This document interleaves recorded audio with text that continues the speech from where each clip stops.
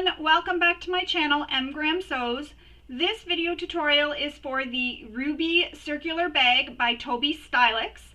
This bag, as it says, is a circular bag and it has two options for carrying it. So you can carry it with this handle, or you can carry it with this strap, which is a nice little shoulder strap, or you can make this into a crossbody bag if you want by adding a slider, and you'll be able to wear this crossbody. The other thing about the handle that I like is you can open it up and snap those top snaps together, and then you have a little bit of a longer handle for a handbag if you want. So that's kind of a nice option. So let's discuss some of the other features of the bag. When you look at the outside of the bag, you have this chain that goes all the way around, gives it a nice edgy rocker-ish vibe. I really like it. And then you have rivets and quilting on the front, so you can see the quilting and the rivets. Now if you don't have rivets, or you don't have a chain, you don't need to worry about it. You can still make this bag without all that hardware. You don't need to use that at all. You can just do the quilting and you'll still have a really beautiful bag. And you can make this as fun as you want, or as dressy as you want, or as rockerish as you want, like I did here. There is also a zipper closure at the top. And when we open up the bag, we have a nice little roomy interior. And there is a zipper pocket inside as well, which is great for if you want to put some makeup inside or anything else inside there that you want to keep safe inside the bag. You'll be able to fit a little wallet in here, a little purse. This is great for an evening out bag, or if you're going out somewhere and you just want a small little bag to take with you. This is a great bag for that. So this bag here, like I said, has lots of hardware, but you can omit some of this hardware to make it a little less work for you, and it'll be a really quick sew. It already is a fairly quick sew, surprisingly enough. Even with all the hardware and all the features that we do, it is a very quick sew. But I promise it's worth it. I love this bag. I think it's gorgeous. This bag was made for my daughter to use for her prom, so it's got all this beautiful sparkle to it when you turn it, as you see with the rivets. You can even use those diamond rivets or Chicago screws, whatever you want. If you don't have rivets, you could glue little studs on if you want instead, some little embellishment, I don't know what they're called, but you could glue like little pearls on or anything you want and really make this your own. Do some embroidery, use a panel on it. It's a really fun bag to make and it's gorgeous. I love it. And you can use it with this shoulder strap or without. So I'm going to walk you through all the steps of making this bag. Now, just to mention, this video is filmed like a sew-along, so that means no parts are sped up. So while I'm sewing, you see all the parts of me sewing. While I'm pinning, you see all the parts of me pinning. However, when it comes to steps where it's repeated, so there's things that you repeat twice, for example, say when we're installing the snaps, I'll walk you through. I don't actually show you how to install them because manufacturers are all different, but I do walk you through how to do it, then I go off camera to do it. If there's parts that there's doubles to sew, I don't do that on camera. I sew one side, go off camera, and sew the other side. That just helps speed up the video so it's not as long. So if you need to re-see that, just rewind the video back and rewatch it again. You can zoom in on YouTube in the video so you can get a closer view. You can adjust the brightness, you can adjust the volume, you can speed it up, slow it down, do whatever you want. This video is here as a guide to help walk you through making this Ruby circular bag. So let's get started making our Ruby circular bags. The very first thing you'll want to do is read through the entire pattern. This is very important because oftentimes designers will give information regarding different interfacings to use depending on materials you're using or depending on the structure you want your bag to have. There's also sometimes information regarding different materials, so sometimes pattern pieces will be cut differently depending on materials you're using. For example, a vinyl, cork, or faux leather may not be cut the same as something such as a quilting cotton. So you'll want to read through the entire pattern and make note of these before you start cutting into your materials. Once you've read through the entire pattern, you can go ahead, select all your materials, gather all your supplies, and then cut out your pattern pieces out of the pattern pieces given in the pattern or from the cutting chart. I've already gone ahead and done that. I've cut out all my pattern pieces, including my interfacings. I've also gone ahead and fused my interfacings as per the instructions in the pattern. Now, I'm using a quilting cotton for the lining, so I've interfaced my quilting cotton. But if you're using something like a waterproof canvas or a canvas, you won't need to interface it because it's got the stability that it needs. So that's what I was mentioning, that you need to read through the entire pattern to make notes of these. I've gone ahead and cut my foam as well for my main panel. And I've cut my zippers to length as well because I've read through the pattern. I knew what length I needed to cut my zippers. I've also gone ahead and cut out my zipper overlay right here. So I've cut out the little opening for the zipper and I've cut it all out. So I've gone ahead and done that because on camera I don't show any pattern pieces, I don't give any measurements, I don't show rulers, cutting mats, nothing like that. So you will need to have your pattern open beside you either on another device or the papers so that you can follow along with me. I don't give this information because oftentimes I film during testing and things can change, so I don't want to cause any confusion for you as you're following along. So this video is just a guide to help you through the steps. I don't give any information about the pattern or show any pattern pieces or anything like that. So I've also gone ahead and made some marks that were given in the pattern. So for example, on my lining main, there's a mark we need to make from the top down for where we're going to place that zipper overlay. I've gone ahead and done that. And you'll also notice I've marked my quilting lines for my main panel. And again, that's because I don't show any rulers, so I've gone ahead and done that. All the information is given in the pattern for how to do this, but I will walk you through it without showing you any rulers. But I did that just to save on some time. And I've also made some markings on this piece. I know they'll change slightly once I get everything all sewn together, but I wanted to have a general idea for where I'm going to be attaching my chain. And I've gone ahead and gathered all my hardware. I have rivets. If you don't have rivets, you can still do the quilting. You can use Chicago screws instead, or just do the quilting and don't add any rivets or anything at all. And I'm going to use one of these snaps as well. These are those snaps you see on gloves. So I'm going to use these snaps, but you can use a magnetic snap if you prefer, or a cam snap if you're doing this out of quilting cotton and you want a really cute fun bag. You can do it with cam snaps as well. Cam snaps have lots of different colors, so that's what kind of helps make it a little bit more fun. But I'm going to be using these. Whatever snaps you choose to use, you will want to install them per your manufacturer's instructions. So you'll gather all your supplies, have them all handy so that you're not going and digging for them. I just like to do that all now, so again, I'm not stopping while I'm filming the tutorial to go and grab out supplies. So I've gone ahead and done that. And the other thing I did was I cut my chain to length. And I've also marked where the center points are and some other markings so that when I'm sewing this to my panel, I can have it evenly distributed throughout that panel. So once you're done all that and you're all ready to go, we're ready to get started making our bag.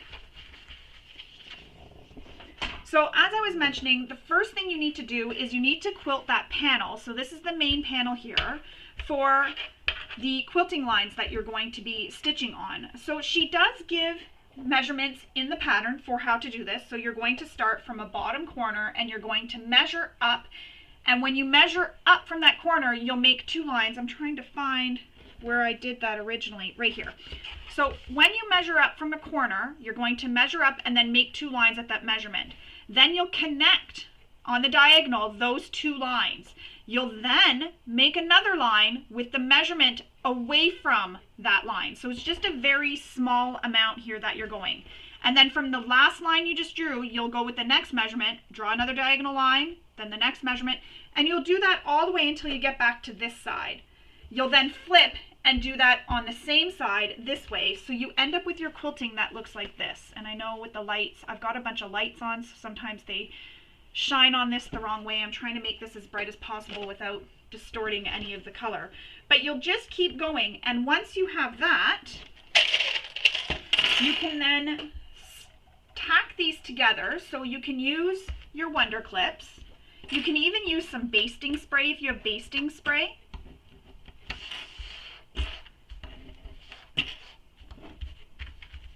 And you'll pin these together, so pin it to your interfacing. And you may have chosen to use a different interfacing. Could be depending on the material you're using. It could be dependent on how you want your bag to be in terms of structure. I'm using foam. You can use fleece. You can use just a woven interfacing. You can use Decaville Light. It really, again, depends on what you're using. If you're using a material that you feel doesn't need the interfacing, you don't have to do the interfacing. Another thing is, you don't have to do this quilting if you don't want to. If you don't want to do the quilting, you can just skip right ahead to step I on page 7, and that'll tell you how to cut those pieces for the main panel. And then once you have that cut, you can then skip to number 3, the inner zipper pocket. So you'll want to fast forward this video if you're not doing the quilting to where we get to installing the zipper pocket.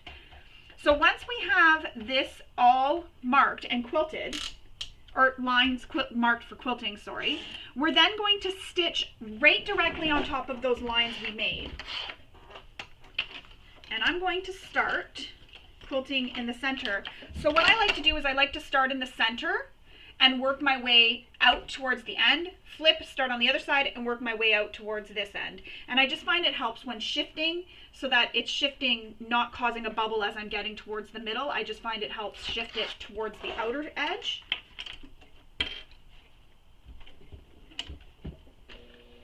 And you don't have to backstitch. Use your preferred length for stitching. And I think I'm going to switch to my walking foot here. So right after I'm done this, I'm going to pause the video and switch to my walking foot. And then I'll come back and I'll show you how the quilting looks. So I'm going to switch to my walking foot and I will be right back. Alright, so I switched to my walking foot, and the reason for that is I just find it helps when quilting. It helps move that fabric evenly along the edge, or along the line, sorry.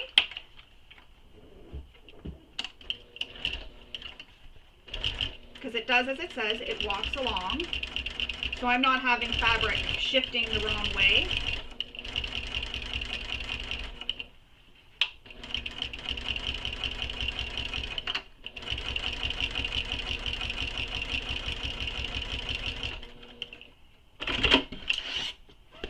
So I'm just stitching along those lines, and I'm just going to stitch a few, and then what I'll do is I'll pause the video and I will finish stitching, just so that this doesn't make the tutorial too long for you.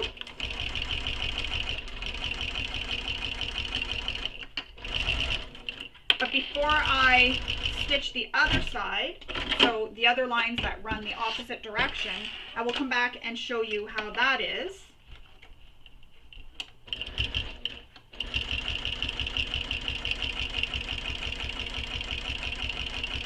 And I'm just stitching directly on top of those lines I marked. So you can see on the back here, it's easier to see because I'm using black, you can see how my stitching is. So I've just followed those stitch lines, and that's how it'll look. So when I come back, and I'm going to pause the video now and finish stitching the rest of the lines here, and before I continue on, when I go to do these lines, I'll come back and I'll show you how that looks and how I do that, just so that you can see how it's done. So I'm going to pause the video, and then I will come right back and we will stitch the other way, and then I'll pause again and come back when it's finished. Alright, so I have finished my quilting. I'll show you on this side because it's easier. So there's the quilting on that, going that direction. Now we need to flip around and stitch the lines we didn't stitch. So again, I'm going to start from about the center and work my way this way, both ways. So same thing, stitching directly on top of those previous lines.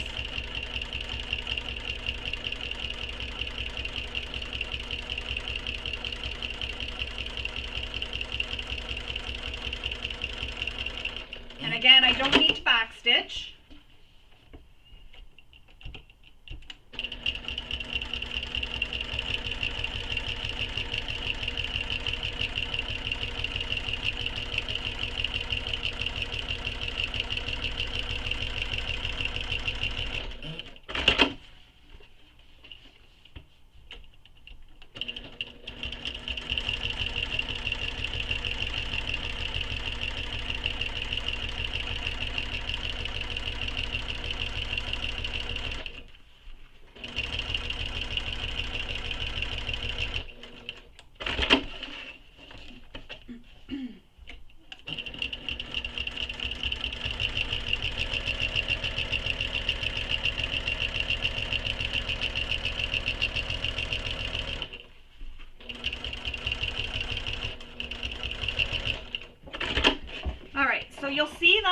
looks, they just cross over each other. So I went this way first. Oh, it's hard to see which way I'm pointing at. This way first, and now I'm going on these lines here. So you'll keep doing that until your whole panel is quilted. So I'm going to go off camera. I'm going to go finish the quilting, come back, and I will show you how it looks when it's done. So my quilting is all done. Now I am ready to take my pattern piece and cut 2 main panels out from this piece that I just quilted. And I'm going to leave this flipped this way just so you can see what I'm telling you and showing you what to do. So I'm not going to show the pattern piece, but what you do is you lay the straight edge so it's in the center here. So there's a straight edge of the pattern piece and a curved edge.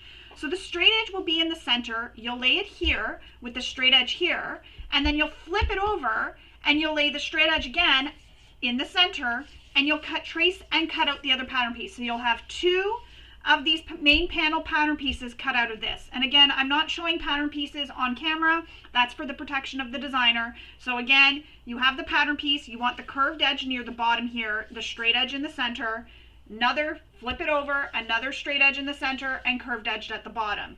So I'm going to go trace them out, and then I will come back and I will show you how that looks, just so you have a visual. Alright, so I've traced out those pattern pieces, and that's what I meant by how it will look when you've traced them. So I used some of my quilting lines to sort of help keep the tops straight. So I have those 2 traced out. Now, we're not going to cut them just yet because we need to stitch this to help hold it together. So you don't want these stitching lines here that we did, the quilting lines, to come undone. So we need to stitch this, and we're going to stitch on those marks we just made, right on those traced lines. And don't forget to backstitch this time at start and stop. And I did switch back to my regular foot, well, to my Teflon foot, because I'm using a vinyl. So I did switch back to that foot. We no longer need our walking foot. We're done all the quilting. So you're just going to stitch all the way around the entire panel on those lines. Oh, I ran out of bobbin. Change my bobbin quickly. I have one already loaded and ready to go.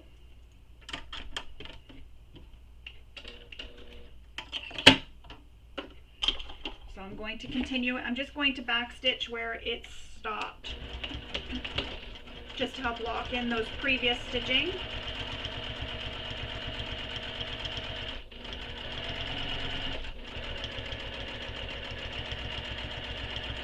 And you may have traced on the front side. Just when you're tracing or you're doing your quilting lines, just make sure you're using a pen that can wipe off. You don't want any lines to reappear later depending on weather and such, and you don't want to have any marks that you can't erase. So I used a Clover Choco on the front side here of my vinyl, and on the back side I'm using a Friction pen so that I can just erase it with heat. Nothing on the front side will be seen. And when I took the chalk, what I did was I just used some water, sprayed it on, and then wiped the chalk off, just to make sure it was out of the grooves that the stitching causes.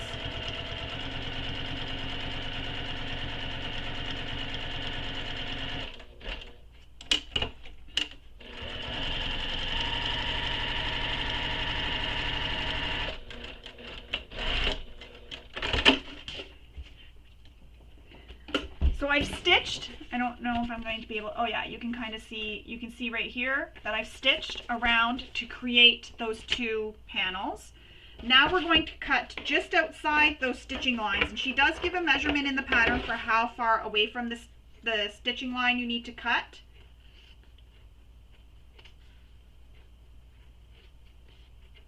So you just cut it all the way around. Be careful not to cut any stitching of the panels where we just stitched.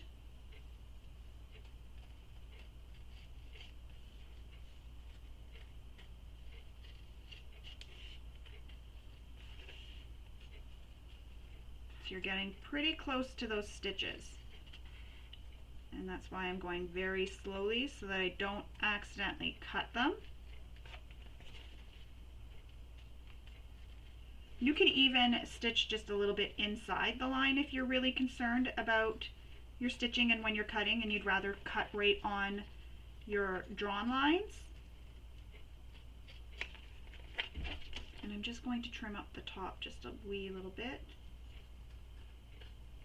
I feel like I left too big of a seam there.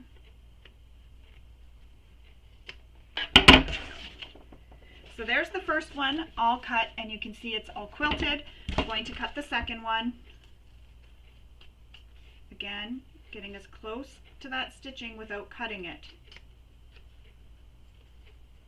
And once this is done, we will then install rivets or Chicago screws, whatever you have that you're installing. And these are just decorative purposes. They don't actually serve any purpose in terms of holding anything together.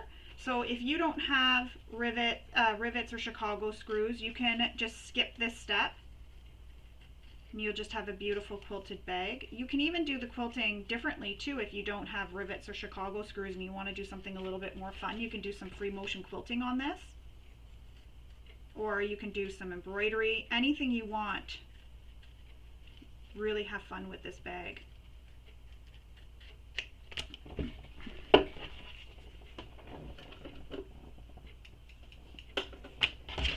And there's my second one all cut. So you'll see they're both cut. And I tried to cut them so that the quilting lines would stop and start in the same place. So I have two panels now. Now we need to install those rivets or Chicago screws. So you'll install them as per your manufacturer's instructions. So I'm going to go off camera to do that, and then I'll come back and I'll show you how it looks when it's all done. I don't feel you need to sit here and watch me install Chicago screws or rivets, sorry. So I'll go do that and then I'll come back and we will continue on.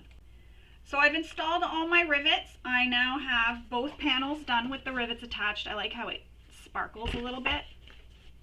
This is actually going to be for my daughter to use for her prom, and her dress sparkles, so this will sparkle nicely with it. So I've done that. Now, when you're attaching your rivets or Chicago screws, be careful with the marks where the stitching goes too close to the seam. So right here where it crosses near the seam, don't put rivets or Chicago screws there. Just keep it within the center here like I did, so that it's not going to be in your seam allowance when we stitch the gusset to the main panel. You don't want to run over a rivet accidentally. So we're going to put these two to the side for now. We'll move on to making our inner zipper pocket. And for this we need one of our lining main panels, our zipper overlay, and our two zipper panel pockets. So we will start with the zipper overlay and the main lining panel. So if you haven't already, go ahead and cut the zipper opening out of your zipper overlays. It's easier to see when I put it against the table. Go ahead and cut that out. And then once you have that cut out, we need some double-sided tape. I'm just going to leave my Ziploc open over here. Flip it over, and on the wrong side, we're going to place some double-sided tape on it.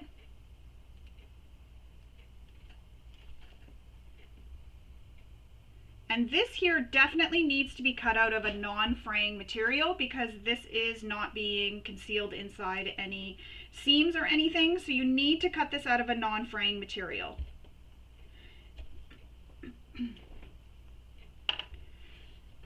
So now what you need to do, and as I mentioned at the beginning, you need to make a mark from the top straight edge of your lining panel down. So I've already gone and done that. I don't know if you can see that there. I have the line drawn right there. I used my Clover Choco to draw it. I'm just making sure my camera didn't lose focus. So I've already gone ahead and drawn that line, and that's where we're going to place the top edge of our zipper overlay. So remove the paper backings, and there's my line all right here. So I'm going to place this centered. So I'm going to fold this in half, and I already have a center crease here, but to get your center crease on your lining panel, you'll just fold it in half, press it with your fingers, and that creates a crease. So you can see a crease right there. That creates a crease. You'll do the same thing with your overlay. Fold it in half, so you get a crease, and then line up those creases, but also line up the top edge of your zipper overlay with that line that we drew.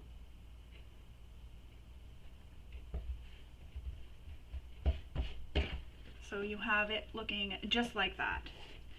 So now we're going to stitch on the outside edge, not the inside edge where the zipper opening is, just the outside edge here of the zipper overlay.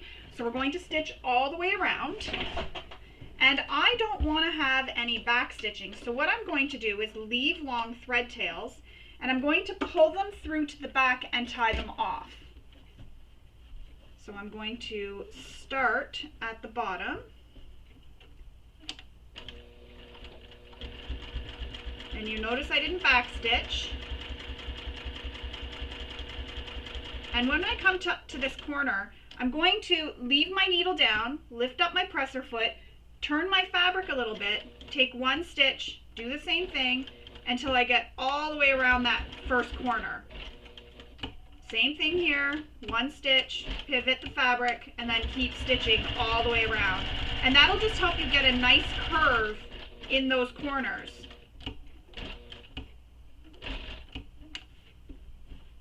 And I'm going to be careful where these threads are because I don't want to stitch on them and lock them into the back. Now I'm coming back to where I started, so I stop in that same hole I started in. Bring long thread tails. So that's how it looks on the back. So here's where the zipper opening is, right here where my finger is. That's where that zipper opening is that we cut, and I've stitched all the way around the outside edge. I'm going to pull the threads so that the front thread loops up, causes a little loop, and it brings the threads from the front to the back. So now you can see I have 4 threads there. I'm going to knot them together. So put them in a set of 2. And I usually like to trim them so they're all the same length. I just find it's easier to manage them all. So tying them together. And if you're worried about the knot coming undone, you can add a little dab of glue or some fray stop. I've never had an issue with my threads coming undone when I've done this, but if you're worried, you can definitely go ahead and do that. If you do use glue, you'll want to allow the glue to dry before we start sewing the next step, just so that it doesn't get stuck all over your machine. So that's how it is. There's no back stitching, and again, I stitched just along this bottom outside edge of the zipper overlay. Now, we need to cut that opening for that zipper pocket. So we're going to take our seam ripper, and I'm going to start cutting with my seam ripper just like that. I've just created a little hole in the center here. So you'll see where I've cut the hole in the center on the back. I've just cut a little hole. I like to use my duckbill scissors for this part just because it helps keep me away from that zipper overlay. So now what we need to do, and because we did use a little bit of double-sided tape, we're going to just peel it back just that little bit, just so we can cut the lining fabric away from the zipper overlay so that it's not seen when we sew in our zipper pocket. And that's what I mean by the duckbill scissors. They're very handy for this because it makes sure I get close, but I won't snip my overlay. And what I've done here was I just snipped all the way to the ends in the center. That just helps me move that fabric around, and I'm just trimming it all away now. And this doesn't have to be perfect and pretty because no one is ever going to see this. But you do want to be careful not to cut that zipper overlay. And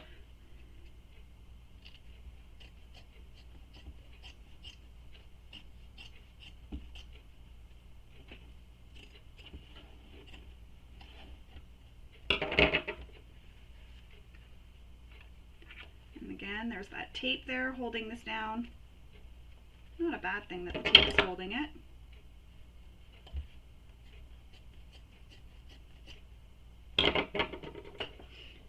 So once you have it cut, that's how it'll look.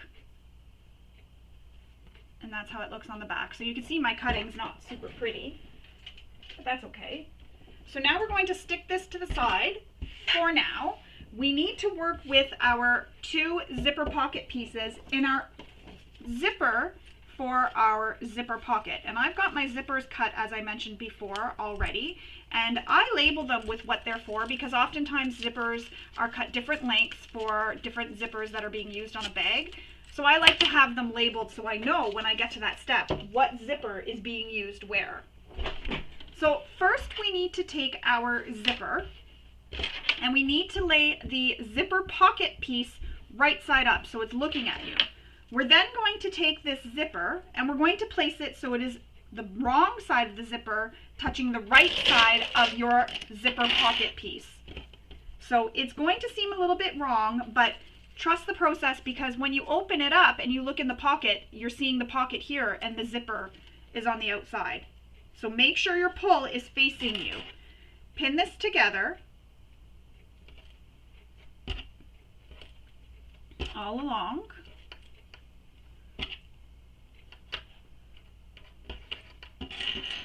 Now, if you're worried about when we're shifting our zipper around about accidentally zipping it off the ends, you can always backstitch over these zipper teeth here just to help lock that in and your zipper won't come off. Or you can leave the zipper pull off and install it after we sew everything together. The choice is yours. So return your stitch length back to a length you use for structural seams if you used a longer stitch length for sewing the zipper overlay on. And you're going to sew this with the seam allowance given in the pattern.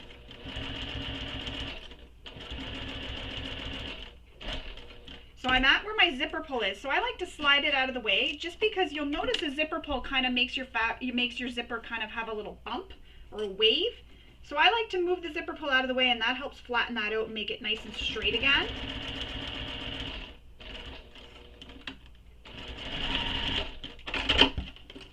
I'm going to cut my tails.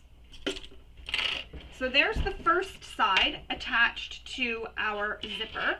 So I'm just going to take this and I'm going to give it a little finger press just to get it out of the way. So I've given it a little finger press. So now it looks like this. So I'm seeing the right side of my zipper and the wrong side of that zipper pocket that I just attached. Take your second zipper pocket piece and lay it so it is right sides up, so pretty sides facing you. And you're going to place the zipper again, wrong sides against the right side of the zipper pocket. Your two zipper pocket pieces will be pretty sides touching at this moment. Make sure the side edges all line up.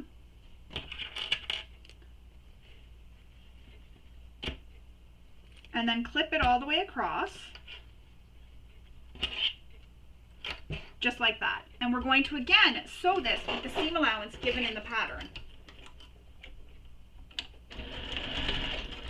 And when I approach where that zipper pull is, I'll do the same thing. I'll zip it out of the way so that I don't have that little lump there.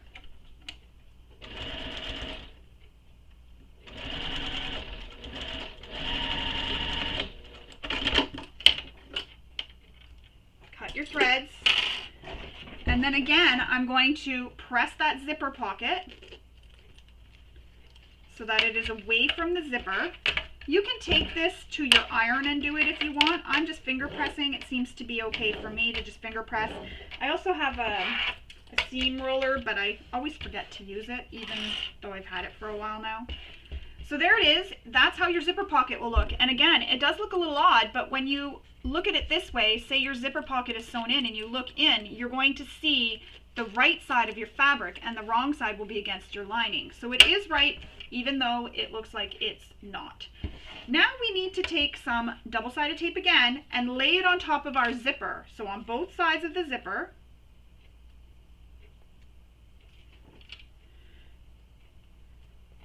Right along the edge, and I'm just going from the length of the zipper panel, zipper pocket panel. Not going any further. Oh, ran out of double-sided tape. So I'm going to place this in the center and then get some more after. There we go. We'll remove the paper backing. And you want to make sure your zipper pull is going to be centered inside this zipper opening. So you want to center everything, but make sure that zipper teeth are centered, and place this directly on top, so wrong side of the lining panel will be touching the wrong side, and then your zipper will show through with the right side. And we're centering it, the teeth and everything, inside this zipper opening.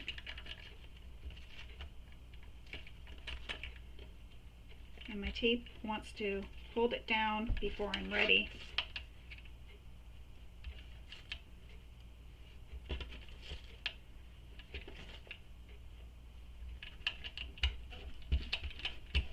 So I have mine centered. I'm just giving it a really good press. So that's how it looks on the front side, and that's how it looks on the wrong side. So you see right now I'm seeing the right side of the zipper pockets and the wrong sides are touching. So the wrong side of the lining panel and the wrong side of the zipper pockets are touching.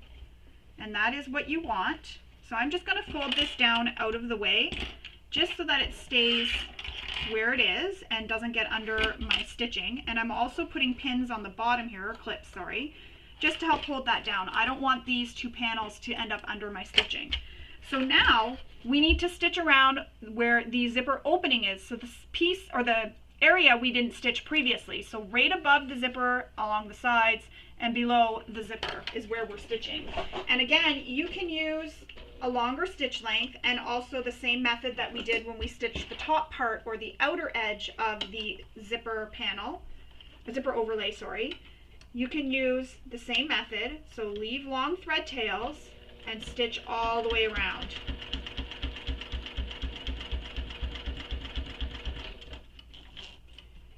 Slide your zipper out of the way when you get near it. You don't want to hit that zipper pull.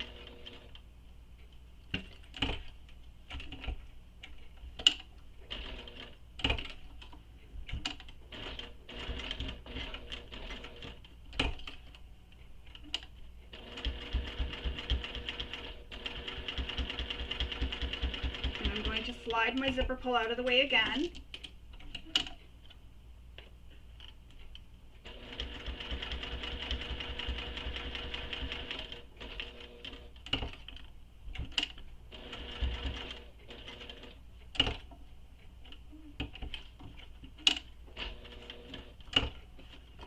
So I'm looking for my thread tails because I don't want them to get stuck under that needle.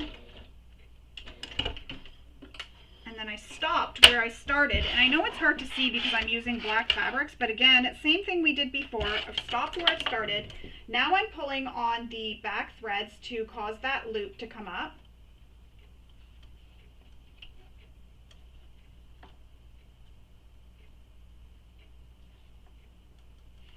And it's a little bit even hard for me to see here because I use such dark thread.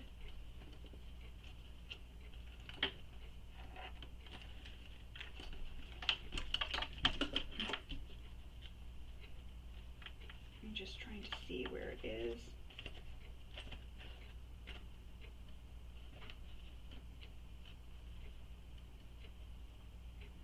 Sometimes I pull on the wrong thread.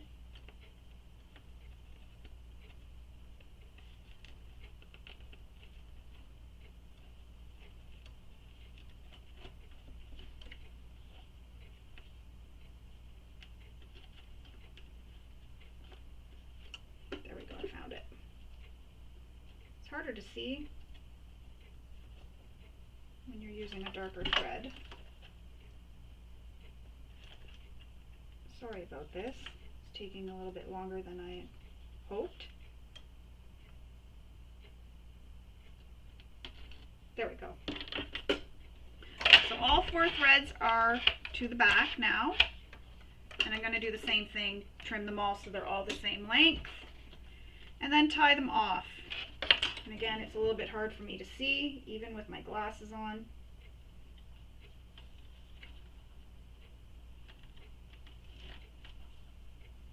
So I'm just tying the knot. And this just has, doing this method, sorry, just gives you no back stitching at all. If you want, you can back stitch if you're using a busier fabric or you're not, worried about the back stitching showing, because it is inside the bag. You can definitely back stitch. And there it is. The zipper so far is attached to the main panel. So see, when we look in, we're going to see the right side of our zipper pocket, and that's how it looks on the back. Now we need to flip over to the back side.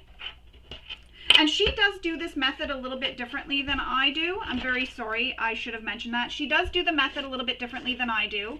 But what you would do is you would stitch on the bottom edge, so leave this flipped up, stitch on the bottom edge here, along the bottom edge, stopping and starting where she says.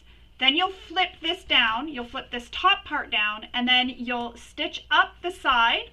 So you'll go up the side here where the zipper is, across the top, and back down the other side. And again, you can leave your long thread tails and tie them off. And that'll create the whole zipper pocket, and it'll keep it all closed for you. So that's how she does it. Now we need to fold this down, and we need to trim the longer zipper panel. So no matter what way you do it, it still results in the same finished pocket. You'll still have a pocket all finished the same way, whichever way you prefer to do it. I just do it that way. I find it a little bit easier and a little less stopping and starting and tying off all my thread tails. So I've trimmed that to be the same length. Oh, that side didn't really trim very well.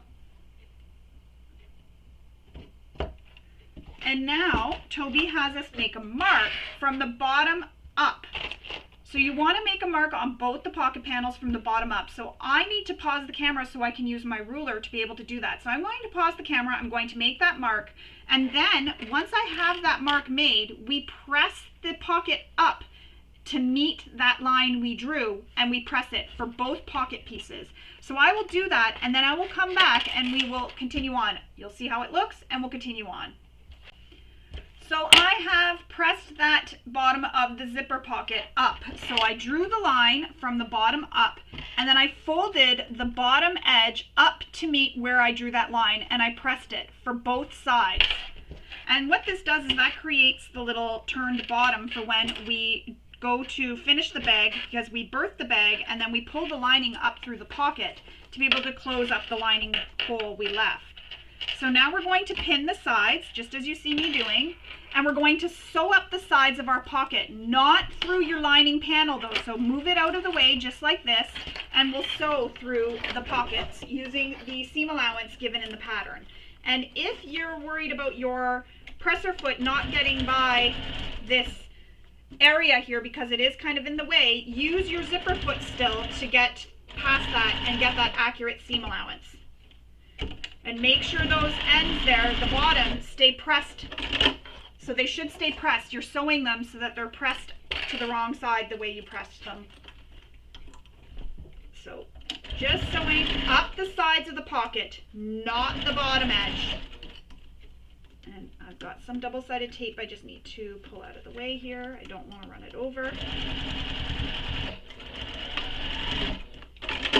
I like having the double-sided tape there too, because after, when we've sewn the sides, it helps hold the pocket sides there as well.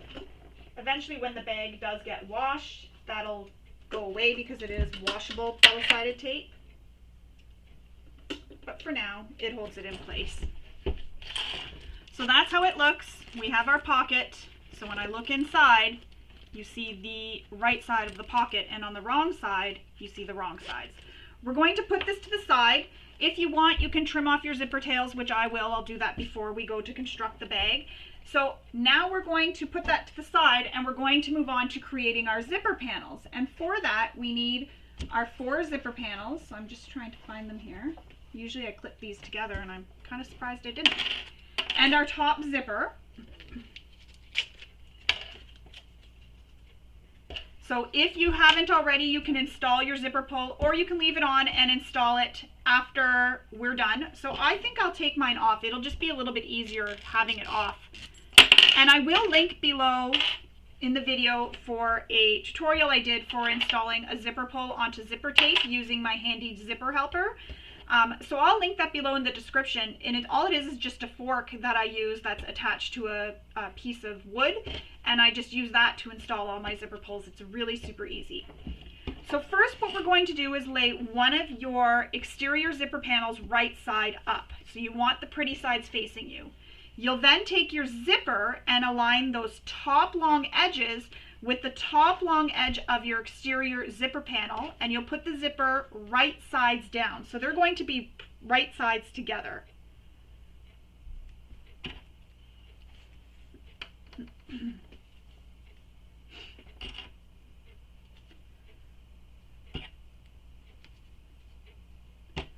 I'm just lining it up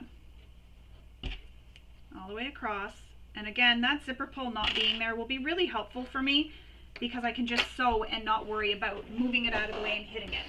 So we're going to sew this with the seam allowance given in the pattern. All the way across that top edge.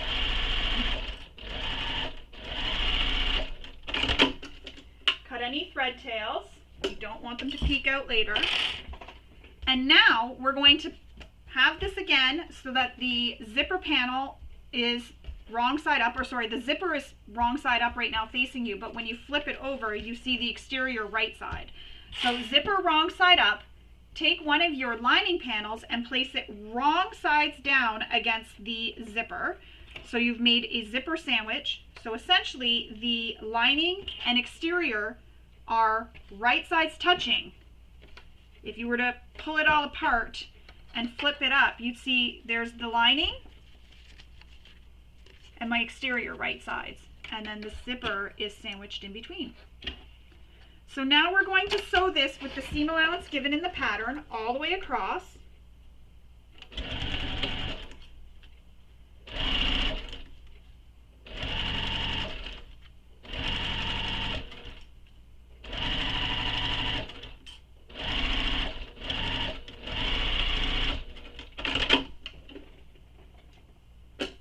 So I've sewn that all the way across.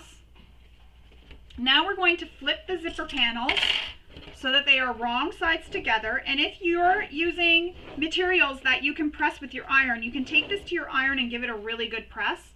Because I'm using this vinyl, I'm not going to take it to my iron to press because I can't press from the right side. I could press the wrong side, but I just pressed it with my fingers and feel that that helps really give it a nice press that I need. So what I'm doing here is I'm clipping it together, and that'll help keep everything together and aligned because we're going to top stitch the edge against the zipper teeth here. So we're going to top stitch this edge here along the zipper teeth. And while I'm top stitching, I'm just going to make sure everything's nice and flat.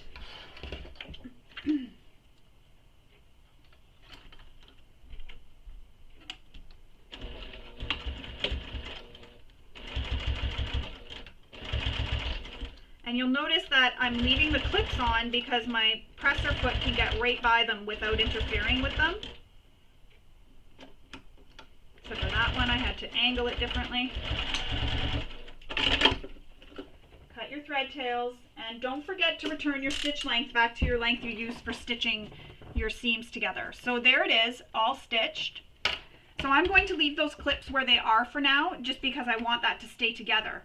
Now we're going to repeat all those steps to attach the other side of the zipper panels to the zipper. So again, exterior zipper panel, right sides up. Zipper, wrong sides up, so it is right sides touching. And I'm going to make sure this edge here that I previously sewn is lined up because you don't want anything to be wonky. So making sure these short side edges are all lined up.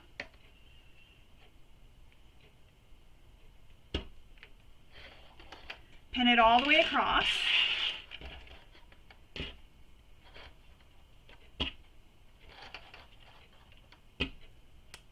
Whoops. Grab that before a cat finds it. And now I'm going to sew that with the seam allowance given in the pattern.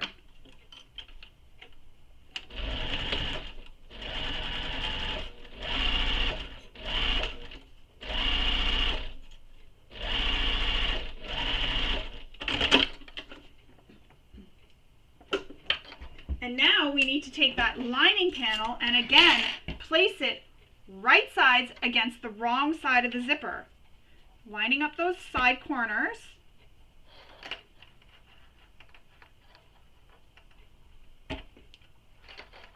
Get everything all nicely lined up and clip it the rest of the way.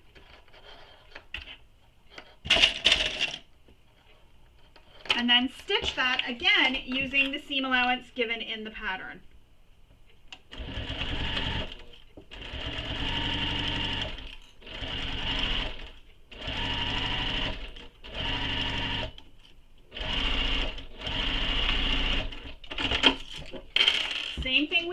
obviously we're going to press this. So I'm just finger pressing it all the way across. And then I'm going to clip it together and top stitch this.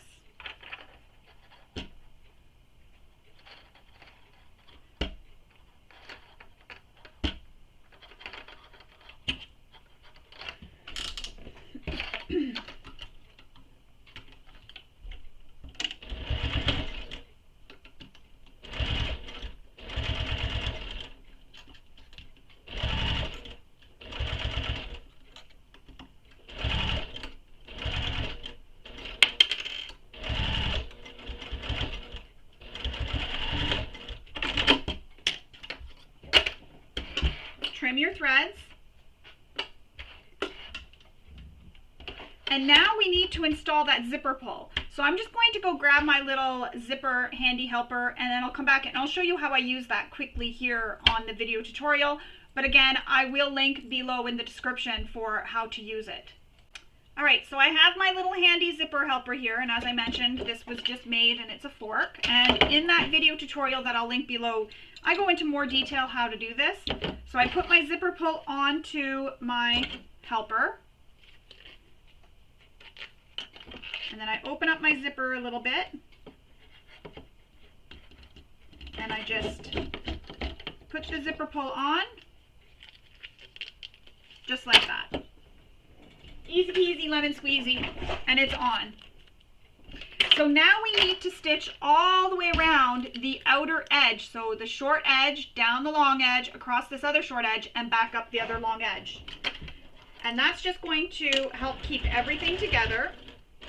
It'll also create a bar tack for you at the ends here, so that your zipper pull doesn't come off your zipper tape.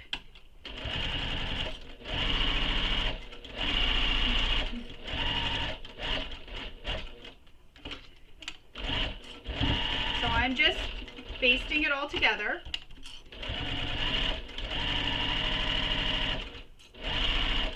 Just be careful when you're stitching around where your zipper pull is to move it so that if it's dangly, so that you don't get it caught in or under your needle. You definitely don't want to do that. Trim all your threads so you end up with no peekaboo threads later.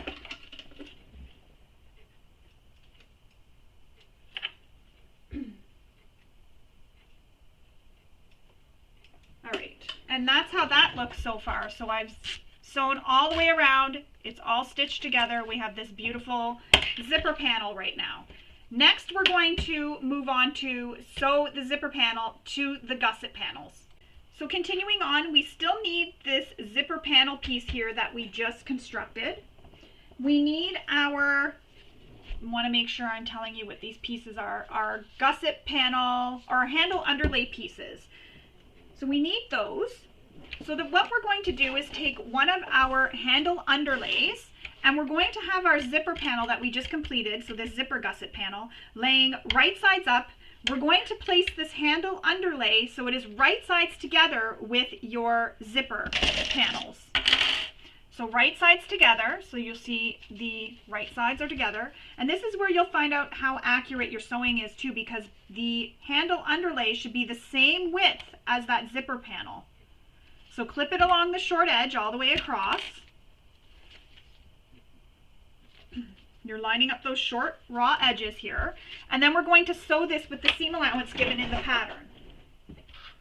And if your stitch length is at a longer stitch length, return it back to your usual stitch length.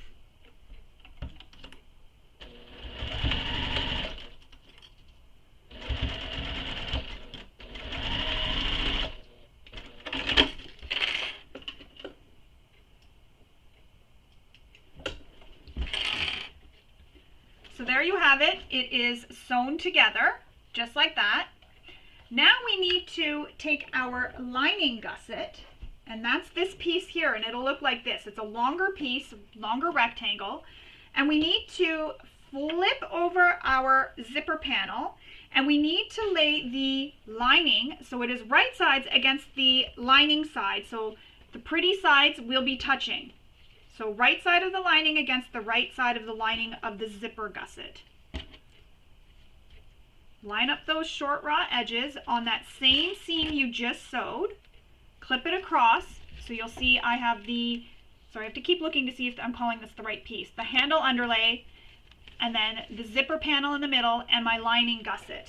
And again, sew this with the seam allowance given in the pattern. And really what you're doing is sewing right on top of those previous stitches. Trim any threads.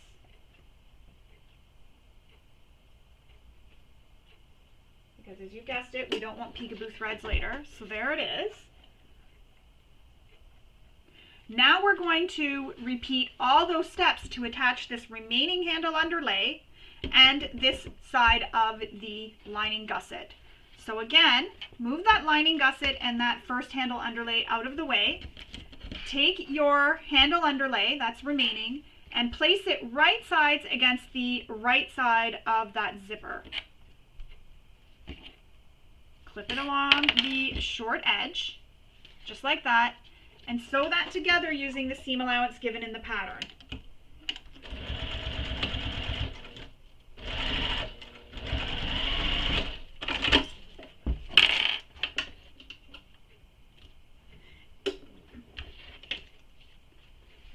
Now we're going to take this lining piece that's right here, and we're going to flip it over. Ooh, I'm stuck. I put a sweater on. I paused the camera and put a sweater on because I'm a bit chilly wearing my just my tank top, and my sweater keeps getting caught on things. So now we're going to take this lining, the short end of the lining here, and we're going to place it right sides together with the lining side of the zipper. So the zipper is sandwiched in between your exterior and your lining, and it looks like this right now while it's clipped. So we're going to sew that seam, the short edge, with the seam allowance given in the pattern. Again, you're sewing right on top of your previous stitches.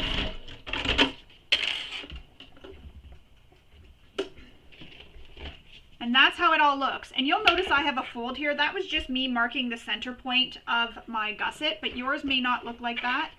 Hang on, I'll try to flatten it out a bit. It'll look more rounded, but that's how it looks. So this is correct if you have it looking like that. And it looks a bit wonky, but we need that for when we're attaching all our panels. Now we need to sew the zipper panel here to the main panels. So you're going to take one of your main exterior panels, so this piece here that we put the stitching and the rivets on, and you're going to place it right sides together with the side edge, one side edge here of the zipper panel. So here's my zipper panel, and here's the zipper, and it's going in between these handle underlays, so just along the edge of the zipper panel. And if you have center marks, it's helpful because you can line up those center marks and make sure everything stays nice and even. But it literally goes right between. There won't be any overhang over top of your handle underlay or anything.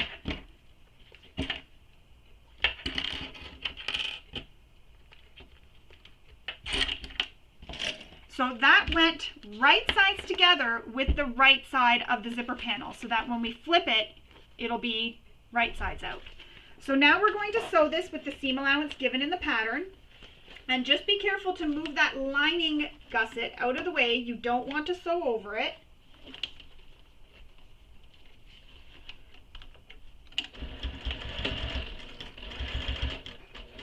And remember, you have a zipper there, so make sure the pull isn't going to be under your presser foot or needle as you're sewing. And again, keeping that lining gusset out of the way. So there is a lot to make sure you're not getting in the way of.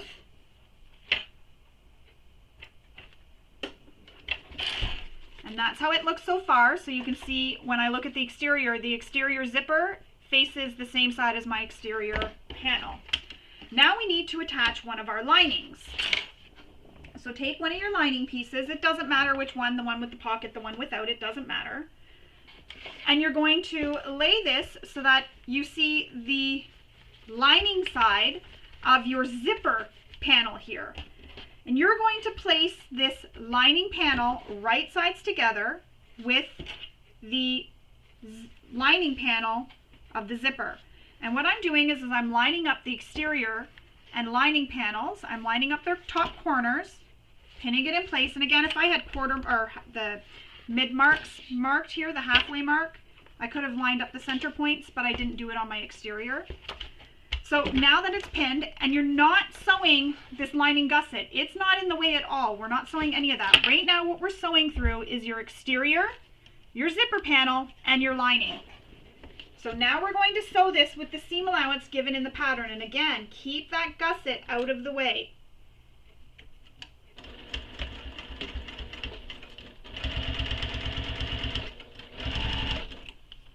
And remember, if you have a dangly zipper pull, to make sure it's not going to be in the way, and mine was, so I'm glad I did that.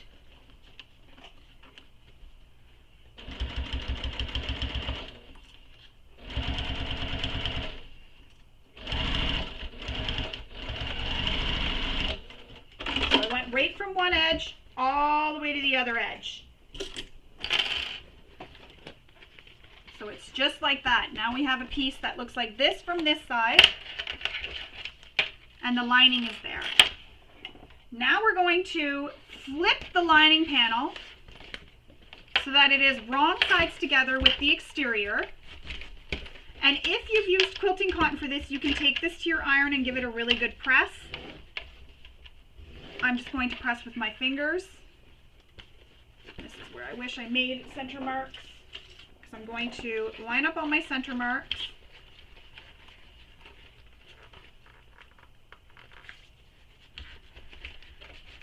Try to get it as best I can. So line up the center marks at the bottom and clip it all the way around, because we want to top stitch this, and I'm just clipping it all the way around just to help hold it down. And that'll just make sure that everything stays nicely lined up when I go to top stitch. And I'm just pressing this. So now we're going to top stitch across this top straight edge here that we just sewed there. And again, don't stitch through this lining panel piece here, this lining gusset piece. Don't stitch through that. You're just stitching only through your zipper panel, the main panel, and the lining main panel that we just attached to our zipper.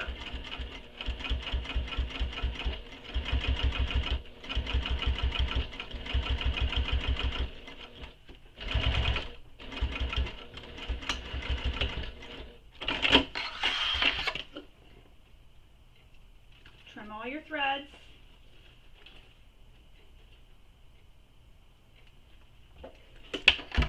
Return your stitch length back to the length you used for stitching bags together. And now we have a panel that is attached to our zipper right now.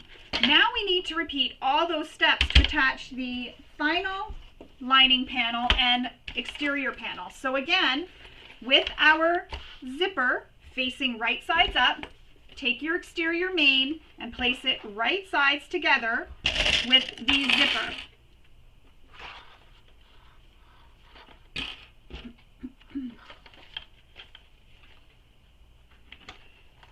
And you want to center this on your zipper.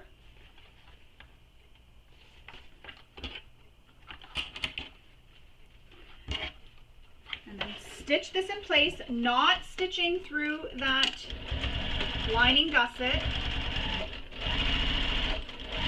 So keep that lining gusset out of the way, and the zipper too.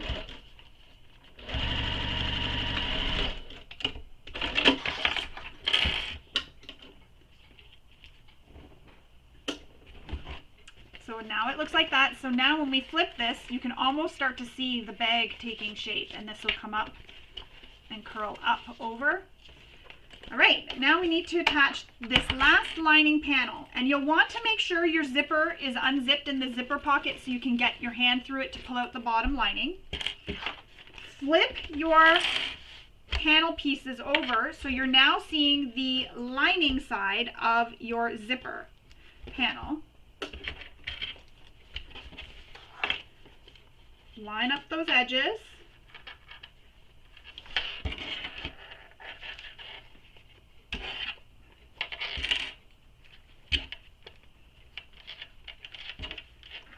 all the way, and then we'll sew this now. So you have the exterior lining and the zipper panel there. And you're going to sew through all of that using the seam allowance given in the pattern. And again, don't sew through this lining gusset piece. I'm just going to make sure my zipper is out of the way so it doesn't dangle under my needle.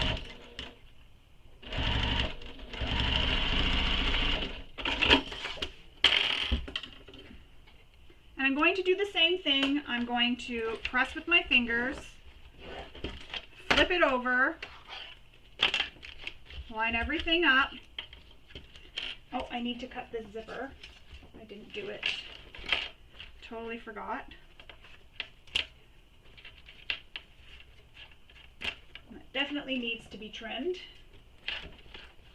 So I'm going to fold the zipper pocket. Oh, sorry, I'm not at that step yet. I was skipping ahead. So I'm just pinning it all the way around just to help hold it down. So it makes it nice and tight for me to be able to top stitch this side now. So again, we're top stitching where we just attached. So this right on the exterior here. So go all the way across.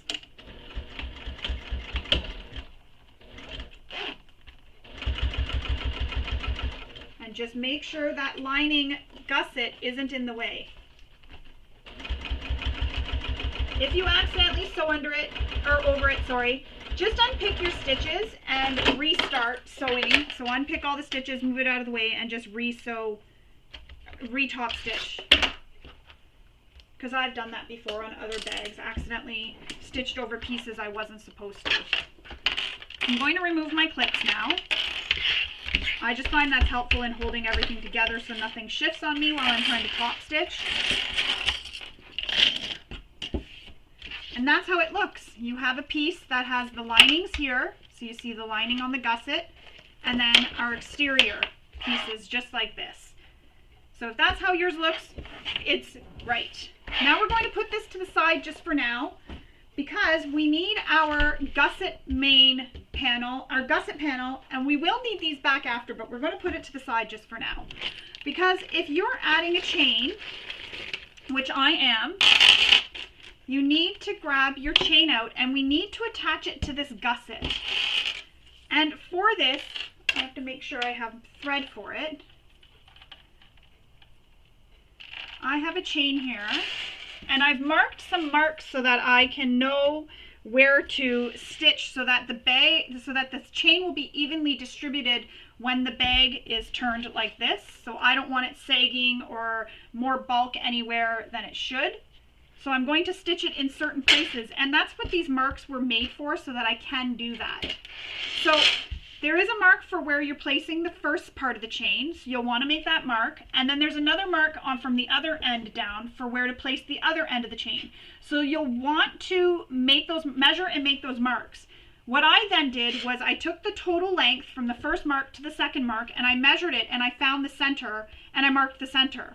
Then from that center mark to the first mark, I marked the center again, and same thing here. So I have all the marks made, and I've also made the marks on my chain for where those marks will be.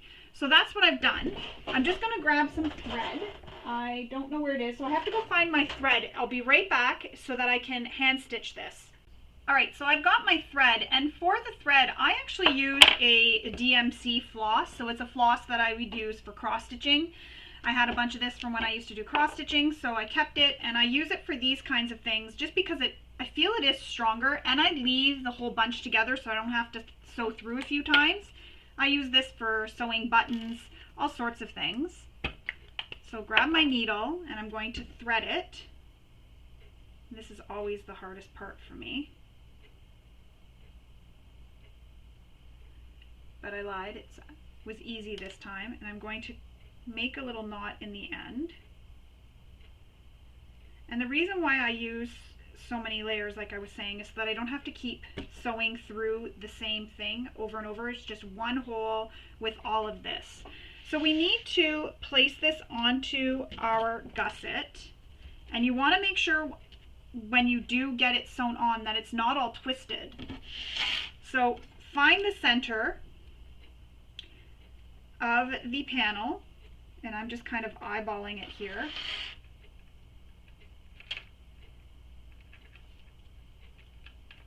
And just push your needle through.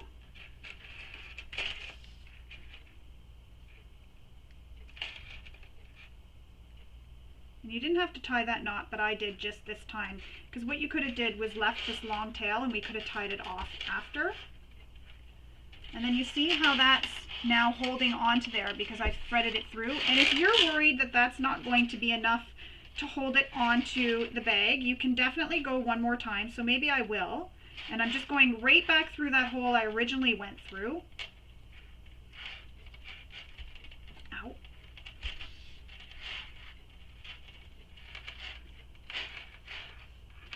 And the nice thing about it is it's going to help hold my interfacing on as well, because I'm kind of lifting my interfacing as I'm doing this. So, sorry, I know it's a little bit loud.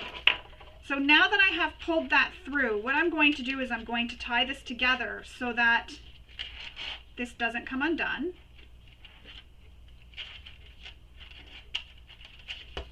Oops.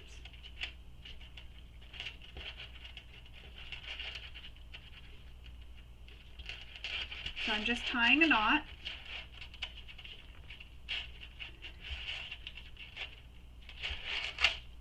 Just like that, tie it as tight as you can. And then I'm just going to snip my threads.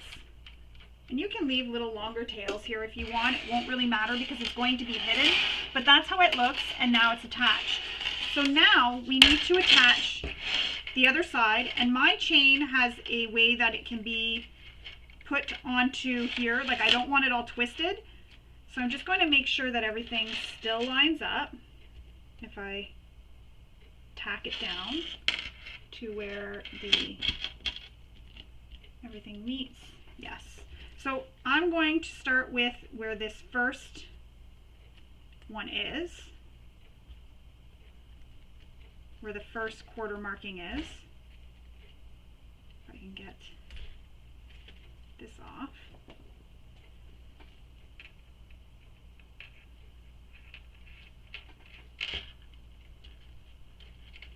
So I just want to see.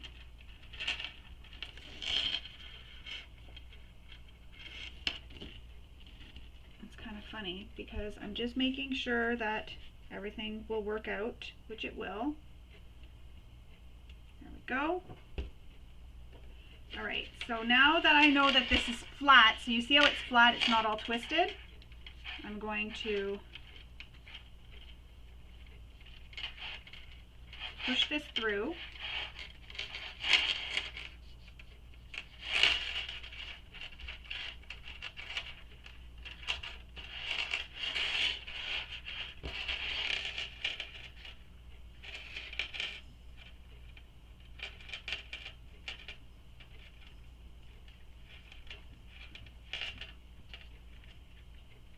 And I'm centering it as well on the panel as best as I can.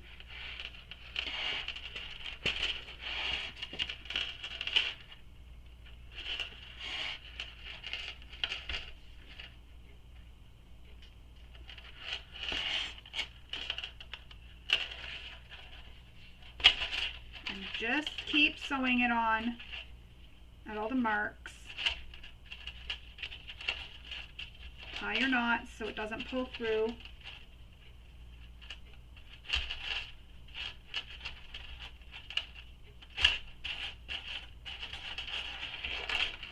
You can add some glue here if you want to help glue it down, or put pieces of duct tape over it. That'll help hold the knots as well.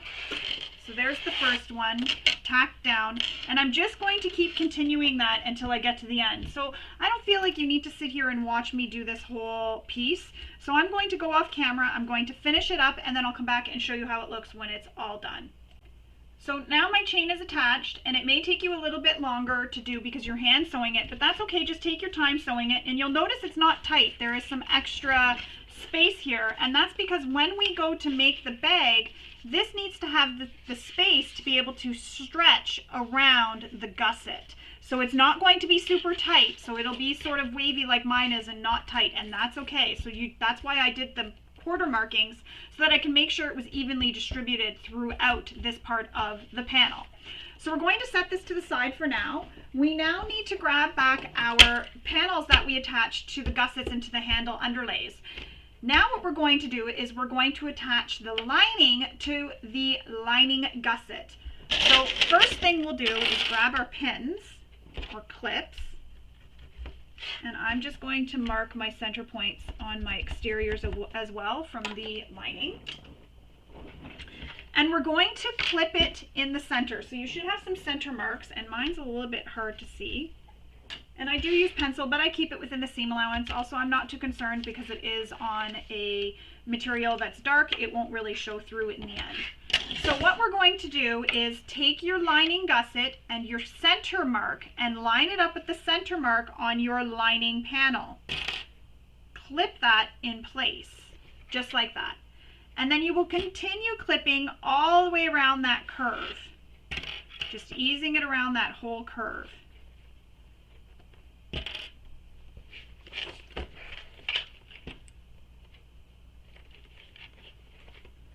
Keep your pocket out of the way, if that's the side you're working on.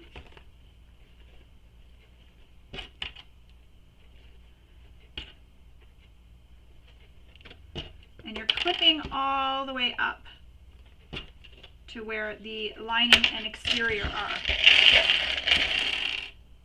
Repeat that for the other side, just easing it in.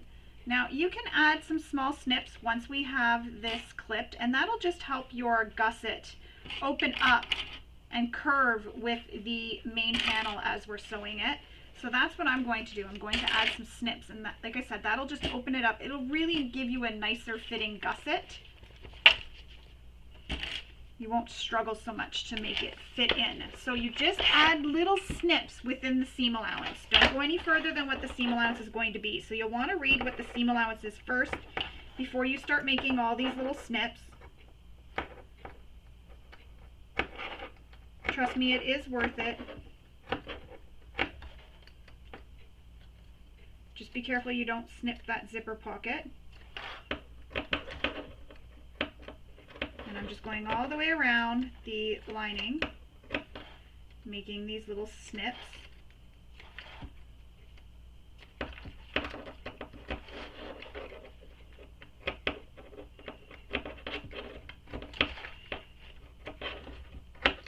Just like that. So I've made these little snips, and like I said, all it does is it opens everything up so that you can get a nicer curve as you're sewing around. So now we're going to sew this with the seam allowance given in the pattern. And what I'm going to do is start from the middle and work my way up. It'll be harder on the other side when I go to do that on the other side, but it'll just make it easier. Oh no, I can get in there.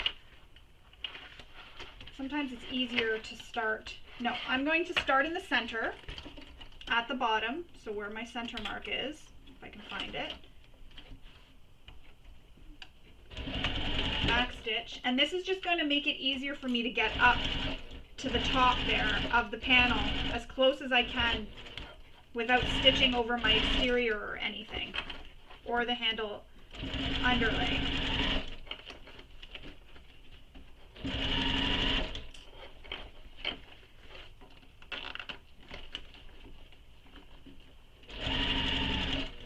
So I'm coming up to where that is, and if you have a humper jumper, it can be really helpful here to get up there, or a walking foot, but I went up as far as I can, so you'll see I went up as far as I can here at the end. So now it's kind of going to be a little bit awkward because I'm going to be sewing with my gusset against the bed of my machine, so I'm going to have to be very careful and feel with my hands to make sure the gusset is staying nice and smooth so that I don't get any pleats. If you do, it's not totally the end of the world. It is inside the bag. No one's really going to see it, especially a bag this small. See, I can feel it there, so I'm just smoothing it out so So this side will take a little bit longer, just like I said, because the gusset is against the bed of the machine, but I want to be able to come up to the top here so I can get as close as I can without sewing over my zipper panel.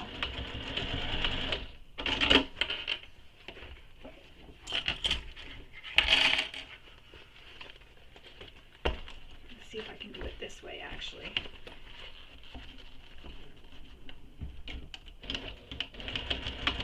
I just want to close that off. Kind of sewed off the edge. Yeah. So I'm just sewing off the edge. It kind of goes on an angle. I'm going to show you just to make sure that that is totally closed. Can't really do it on this side. This side, for some reason, I got up closer, but I just sewed off the edge. I just went off the edge when I got to the top there, just to really make sure that that opening is closed. There's no little gaps. Closes them off, makes it nice and tight. So there's the first side of the lining attached. Now we need to attach the second side of the lining, and we're going to do the exact same thing.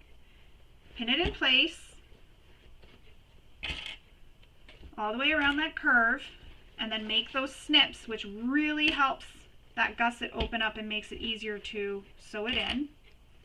Now on this side, you want to leave an opening at the bottom of the bag for turning the bag right sides out through later. And what we'll do is we'll actually baste stitch. This is just what I do. Baste stitched across because it's a circle. So we'll increase our stitch length, baste stitch across, and then reduce our stitch length back to the length we use and continue on. And all that's going to do is help train this, because it is a circle that we're sewing. So it'll just help train and keep it as a circle for when we go to attach or sew it later when we sew it closed. So again, starting at the bottom center. Oh, I need to make my snips. Almost forgot about those. That's very important.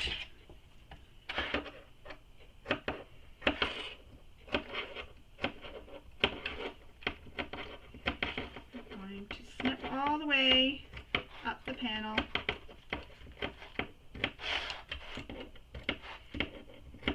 Just making these little snips.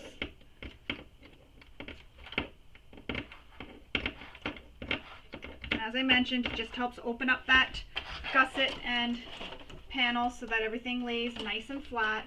And I'm just stitching towards the top. I find it easier to go this way. If you find it easier to start at the top and go down and come back around, definitely go ahead and do that.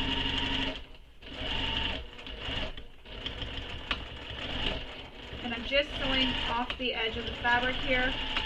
I just find that that helps get really close and close that gap. Again, flipping it over. Now my gusset is against the bed of the machine, so I have to be careful when I'm sewing to make sure that I'm not getting any pleats. So I'm really feeling with my hands to make sure there's no pleats there.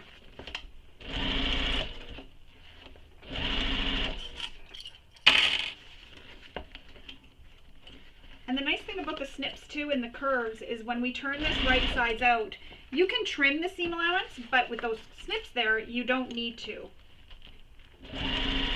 Because the snips act as the way for it to open up.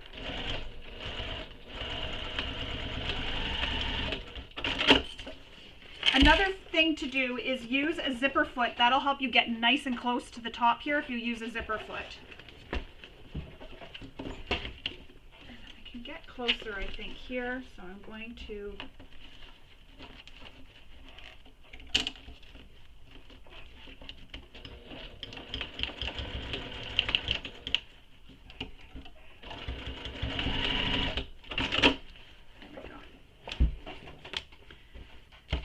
So now, when you open up your zipper, you have your lining attached.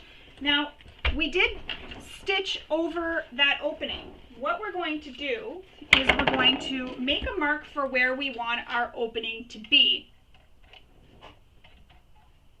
And I'm just going to see where she said, so the bottom center. So we need to leave an opening. So I'm marking with my pencil where I want my opening to be. And this is just how I do this, just because this now trains this area to be in a circle when we go to sew it. So where I made that mark before the mark, I'm back stitching over top of my previous stitches.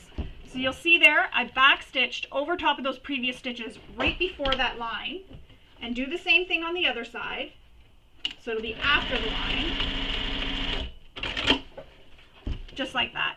So before the line and after the line. Now with my seam ripper, I'm going to open up that seam. So where I back stitched a little bit here, I'm just unpicking that first, so that makes it easier for me to seam rip.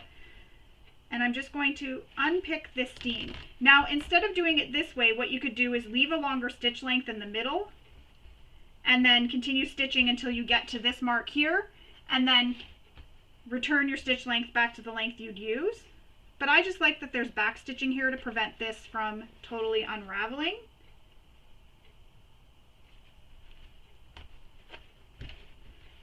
That was my back stitching that I was just trying to poke through. There we go. So I have the little opening done. I'm just going to remove all this thread. I don't want this coming out in the end after.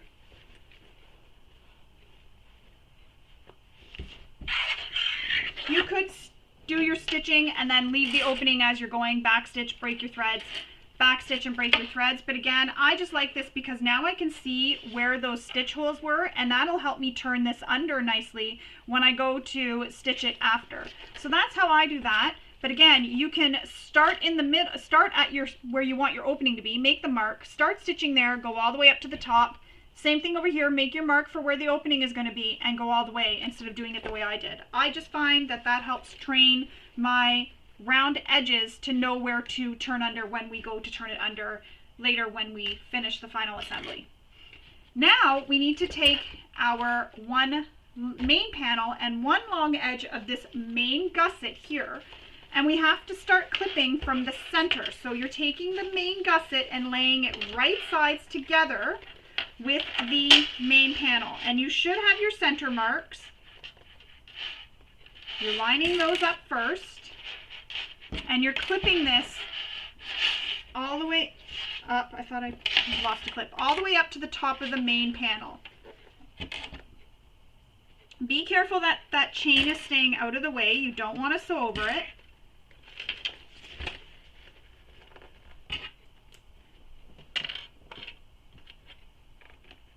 And we're going to do the same thing and add these little snips into the panel to help it ease in.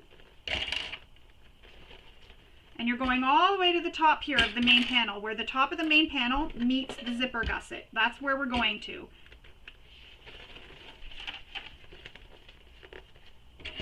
Now for this, because it's the exterior, I'm going to start sewing on the one edge and come all the way down and around, just because I want to make sure that this main panel, this gusset here, stays nice and flat, and it's easier for me to do that when it's facing up and my main panel is against the bed of my machine.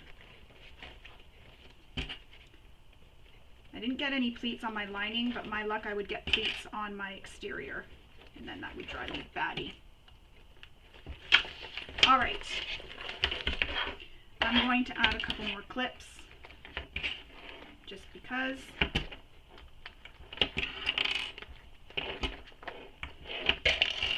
Best to be safe than sorry. So now I'm going to add those little snips, and I just go between my clips.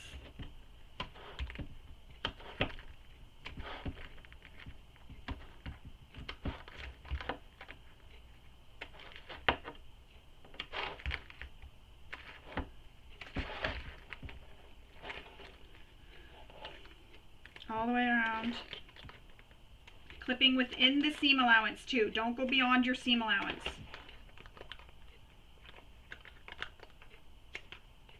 And watch your fingers as well as you're doing this.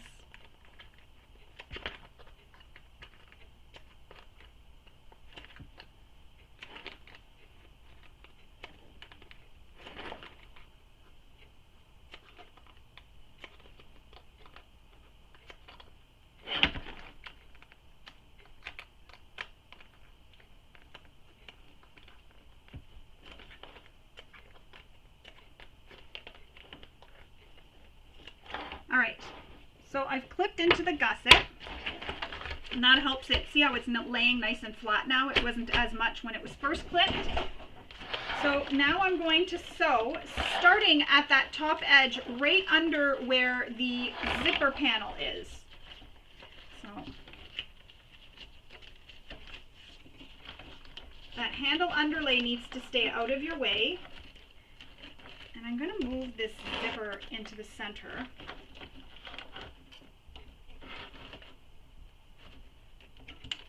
And I'm starting, it's literally right on top of where the zipper gusset is, my presser foot, but it's going to be right under that zipper gusset when I put my needle down.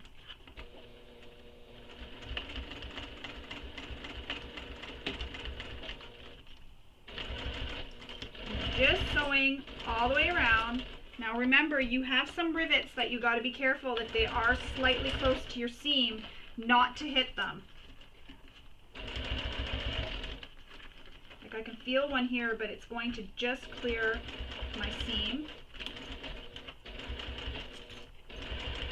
And just remember to keep that chain, if you've attached a chain, out of your way. If you didn't attach a chain and you didn't add rivets, this will be really smooth sailing for you.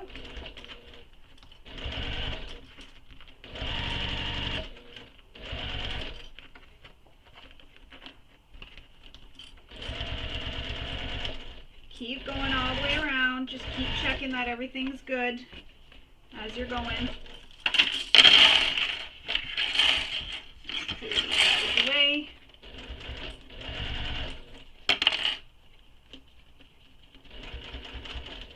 And again, I'm coming right up to where that zipper panel is. I'm not stitching over it, I'm just stitching right up to underneath it. And I'm back stitching really well. So when I turn this right sides out, that's how it looks so far. Such a snazzy bag.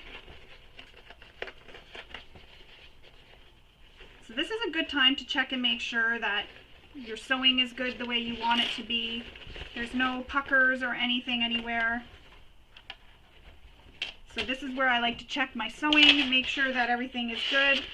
Make sure that, again, there's no puckers. If there is puckers, what I do is, say there was a pucker right here in this seam, right here. I would unpick starting from here and I'd go back a bit on both sides. Then I would back stitch where I stopped unpicking. And then what I do is smooth it out and then re-stitch that seam starting at where I backstitched. Backstitch all the way there again, stitch over and backstitch again. And that'll help smooth out that pucker for you. So now that the first side is attached, we need to get this second side attached. And we're going to do the exact same thing we did when we attached the first side. Line up your center marks. And you're pinning all the way up to where that main panel and lining zipper, oh my goodness, main panel and zipper gusset meet. And that's where we're sewing up to as well.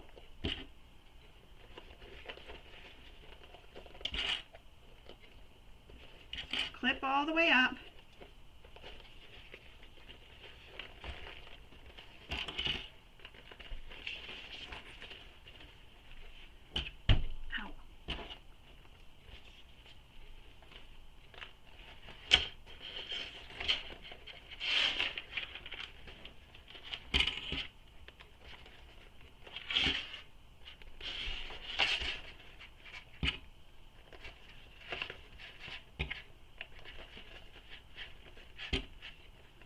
And make sure that zipper, before we start, is at least partially open so that you can reach in and open it up more.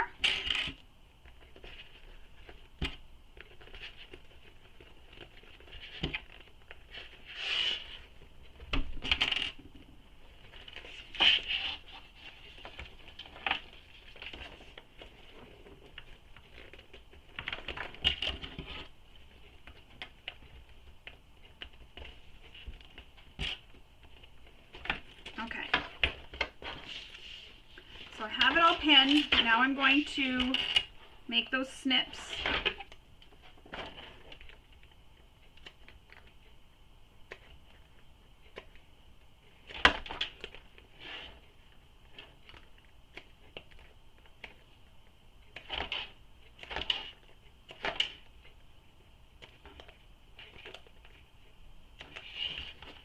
just snipping into the curves within the seam allowance. So I'm just cutting right into it, little snips. And I'm not going beyond the seam allowance because I don't want it to show after and I don't want it to rip open. And now we're going to sew all the way around that curve. And I again am sewing with the main panel against the bed of my machine, and I'm starting just under that zipper panel. And I gotta get this squished. My other machine would have no problem getting in there, but this one, I think I need to switch to a smaller presser foot. I think I need my zipper foot for this part.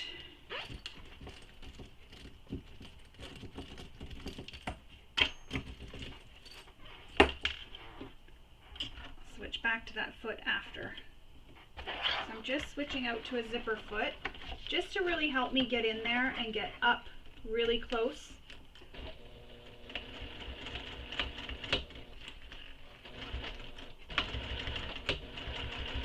There we go.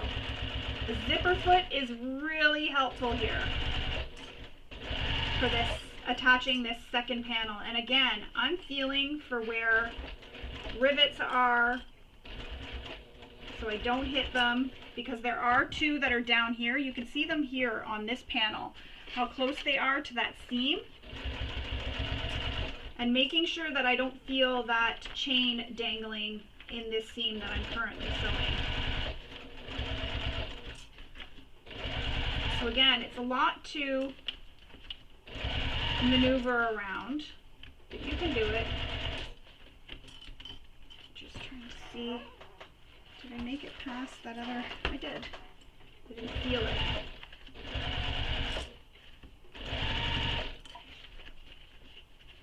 And my interfacing is lifting off of this pattern piece, so I'll have to pause the camera after and go attach this interfacing again to this piece that's coming off.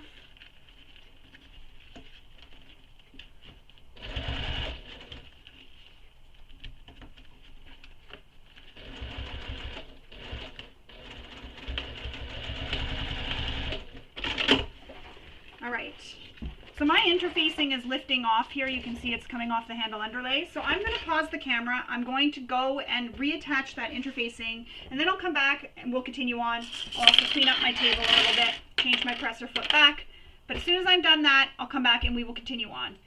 So I've reattached that interfacing. Very sorry, it was coming off and I didn't want it to come completely off, so I've reattached it. Now we need to turn the bag right sides out, and we're going to do that through this opening we left in the bottom. And you want to be very careful doing this because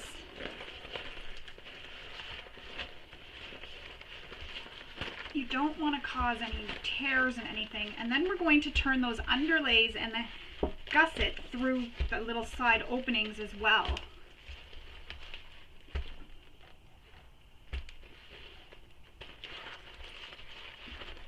Because there is a slight little opening there that I can get them pushed through. Oops. Just be careful, just push, try not to pull because you don't want to cause any issues. And see how there's like a little opening here between? I'm going to be able to pull those through. I should have probably did that first before turning the whole bag. Right sides out. That's okay.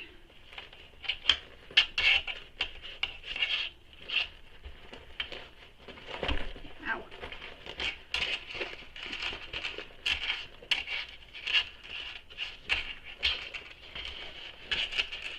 Just trying to find. There we go. One side through. Now we gotta get that other side through. And again, there's just that little side opening there.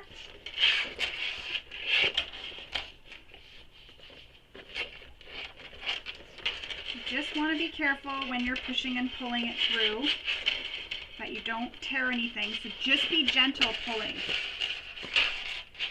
We could have tucked the one side in so that it didn't get in between the layers. I didn't.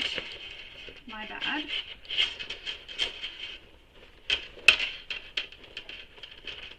It's quite the workout for my hands. But there you go. See, it comes out nicely and easily.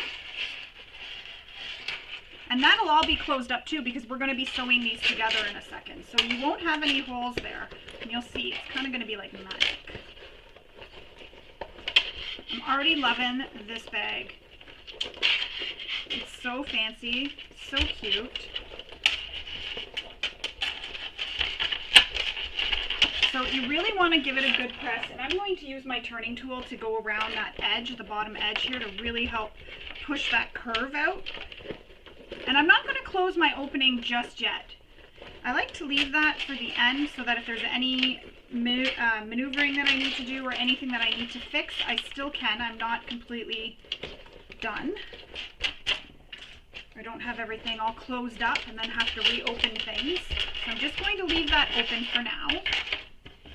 Now, we need to fix these so that we close this opening here. And to do that, I'm just going to scroll through where she has it in the pattern. We need to take some double-sided tape or glue and fold these edges in towards the wrong side, just like that, all the way around. So I'm going to use some double-sided tape. I just have to find my double-sided tape. I'm going to just pin this side out of the way, and I'll show you one and then I'll go off camera and I'll finish the other ones. So here's one side of the handle underlay, and this is the gusset that I have pinned up. So on the handle underlay, I'm going to place some double-sided tape all the way around where the edge is here, and then we're just going to fold it over to meet the interfacing. So you're just folding it over the interfacing. So the interfacing edge is your seam allowance. Can't get this started. There we go. I'm having a hard time getting that started. So starting from one end,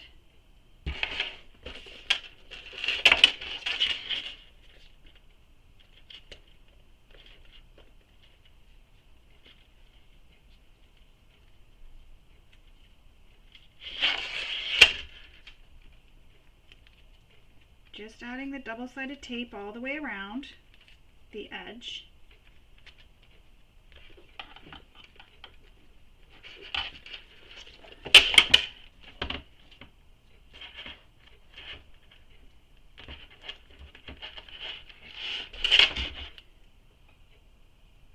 And if you want, you can use some glue.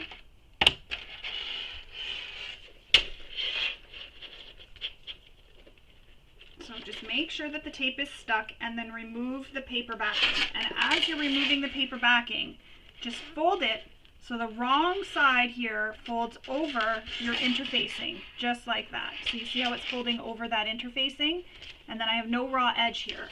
So fold it over.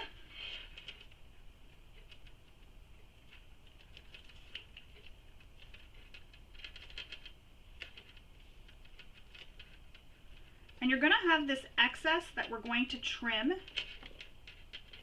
So you're going to trim those little like pokey edges, corners there, I guess. I don't know, what did she call them? The curves, so the pokey corners of the curves. So this here, where your curve is, you have some of those, see how the edges don't look as nice? So we're just going to trim that. We're going to trim that down. So you're going to trim those little pieces off.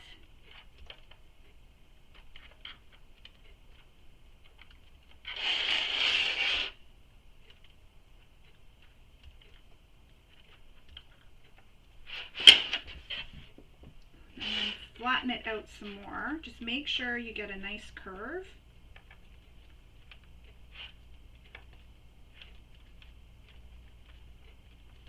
As nice as you can get it.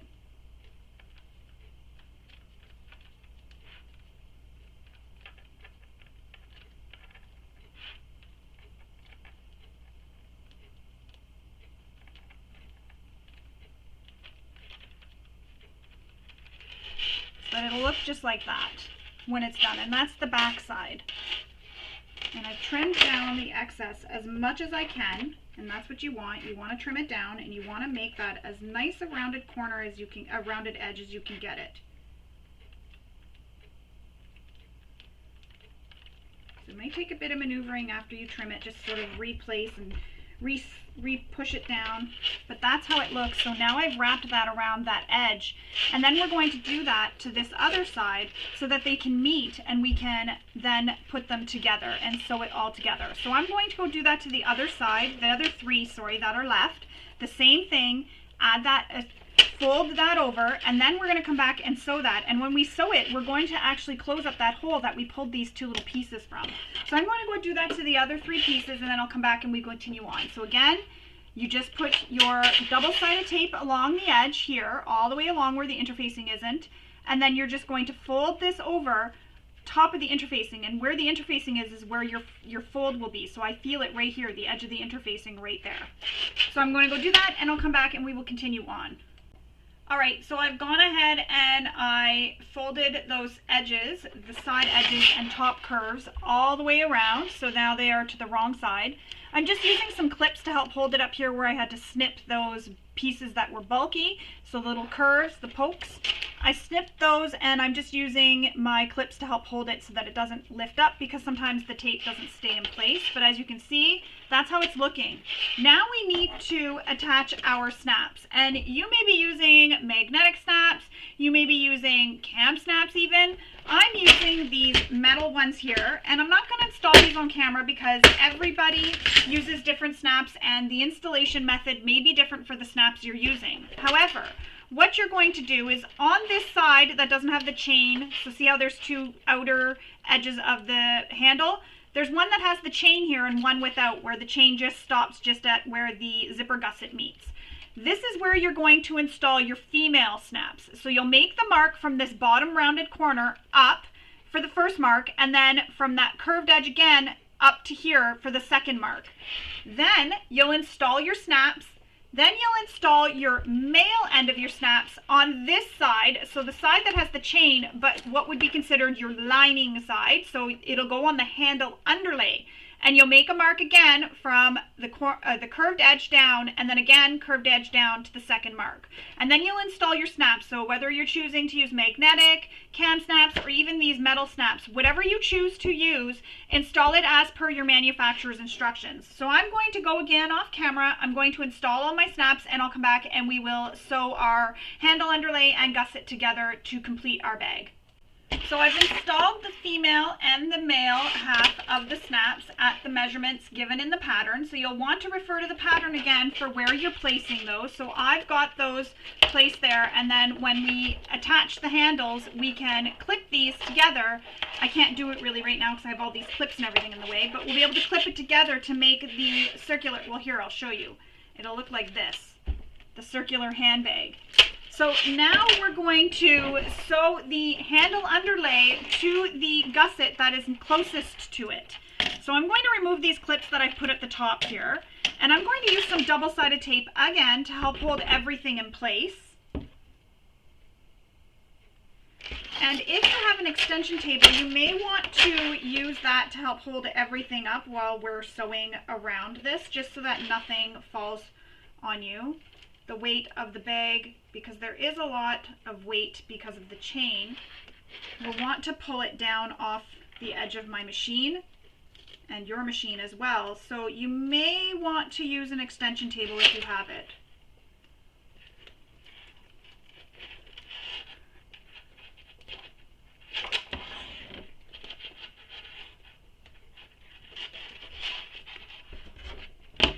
So one side at a time, I've placed my double-sided tape again all the way around, and we're working on one side at a time.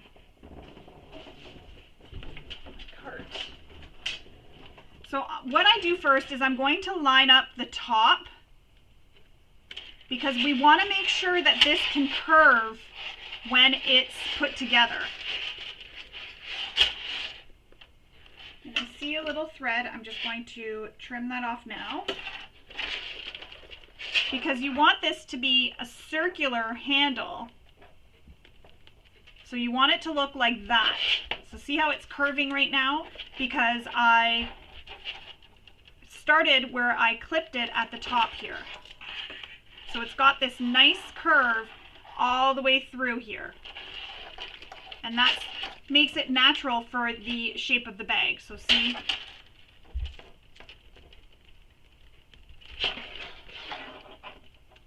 And I'm just going to add some clips up at the top here to help hold it in place.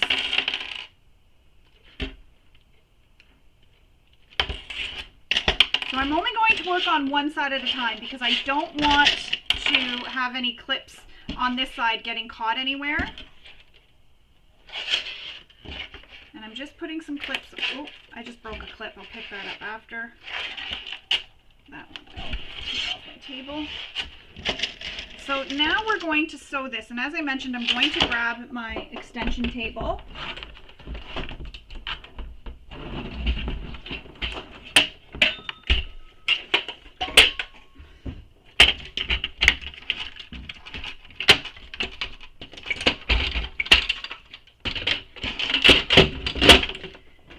And we're going to sew all the way around. And when we're sewing all the way around, we're going to close that gap up that is down here too, where we were able to pull these two pieces out. Just be careful you don't hit any hardware. Sorry, I was just trying to think there. And I'm going to switch to my Teflon zipper foot, because it is smaller and it'll help me get nice and close to that edge that I want to get to. I'm just pulling this under and pulling long thread tails.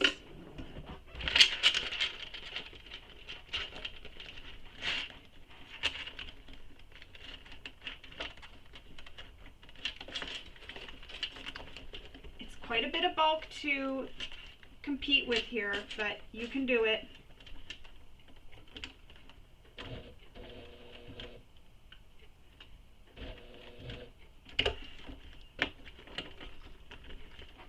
Just gotta get this turned.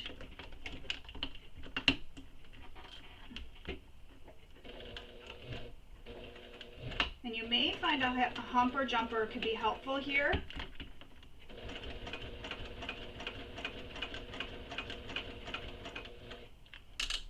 And I'm going to increase my stitch length now. I didn't braid at the bottom,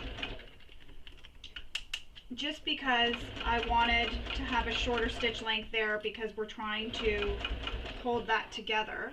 Now remember, you've got snaps attached here, so be careful when you're coming around this edge here.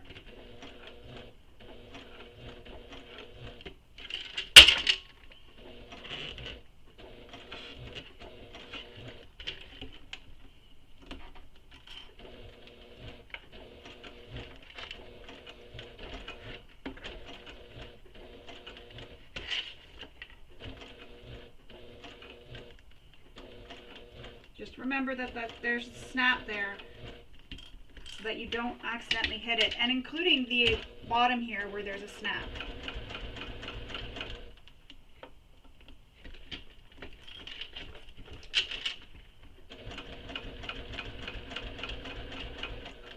And your chains as well. You don't want to hit that.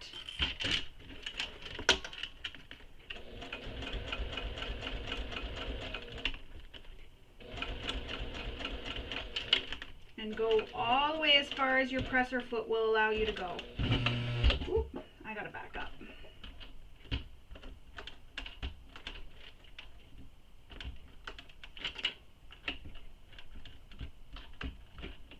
It's not letting me back up. I think it's, hang on. There we go. So now I'm just gonna hand crank my stitches backwards because it's awfully bulky. Right here.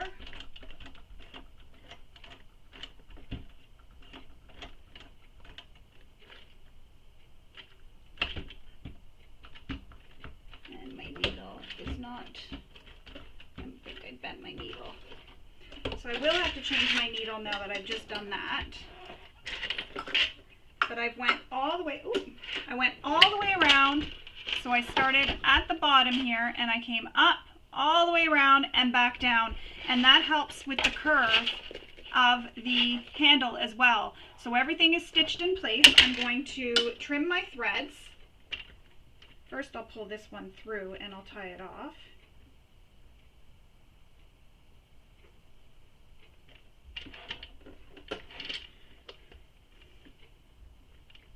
And then I will trim them, and I will change my needle, and then I will come back. After I change my needle, I'll do that off camera.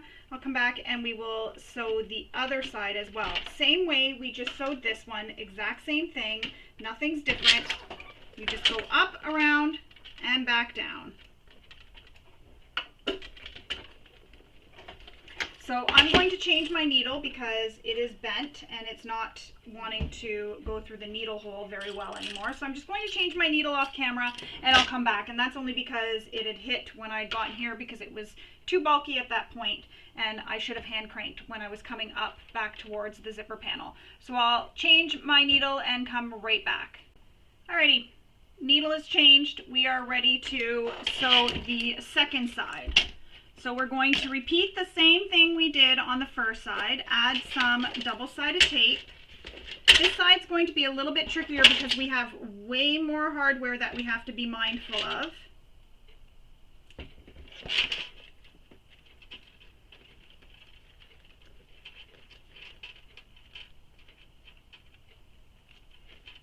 So add that double-sided tape. I guess I could have did this off camera too.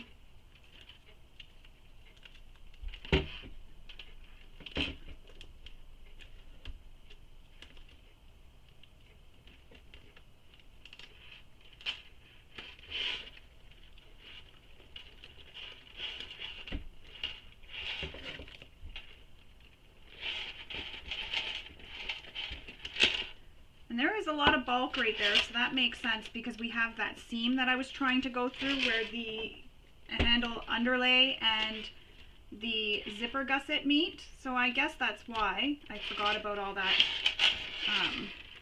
bulk there, and I should have been a little bit more careful. Again, just lining up that top edge here of the underlay with the gusset.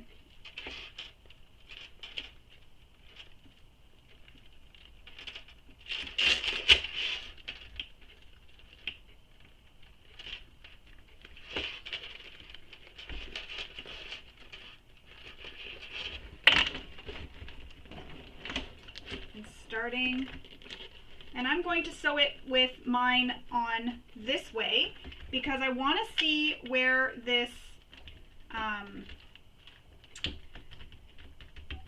can't think of the word, the chain is attached so that I don't hit the chain.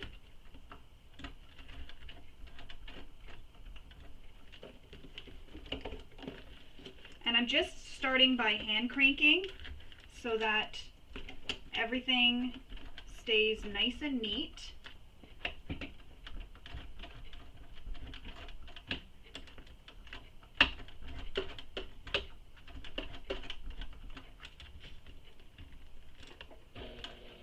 And I'm just going to go really slow because there is all this hardware.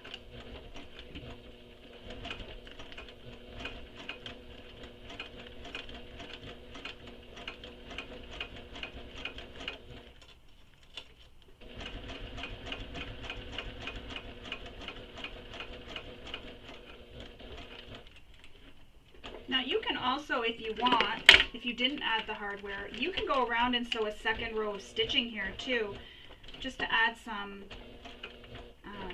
decorative design. So I'm just going around the top of this chain, and I'm just being careful to get around it. You should be able to clear it, no problem, especially with a zipper foot. And you should be able to clear around your magnetic your snaps, magnetic or snap ones like I've used, or cam snaps. So when I get back down to where all that bulk is again, I don't want to break a needle, so I'm going to hand crank now. You may choose to do the same thing. Just hand cranking, you can control the needle a little bit better.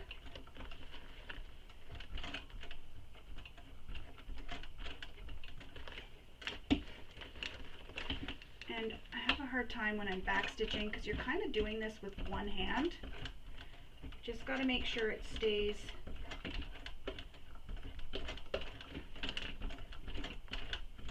straight.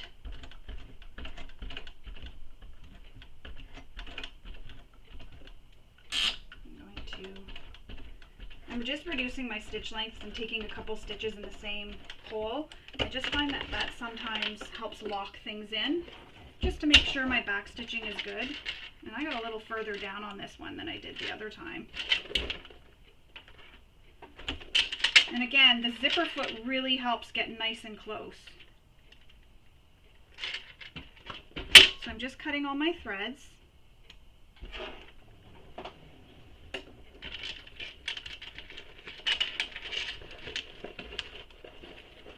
And remember, I didn't close my holes in the lining or the zipper pocket yet because I wanted to be able to fix anything if there was any issues anywhere along the way. So you'll see, you can just clip it at the top here.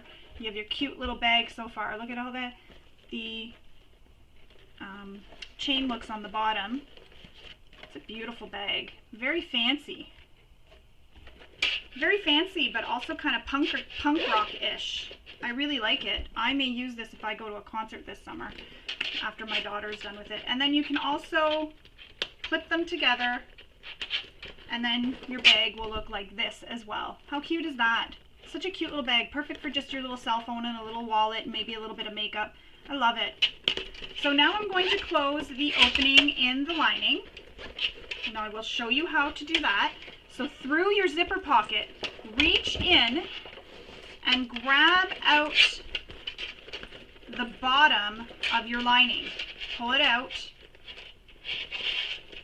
And if you didn't leave your zipper opening open, you will be turning this under instead.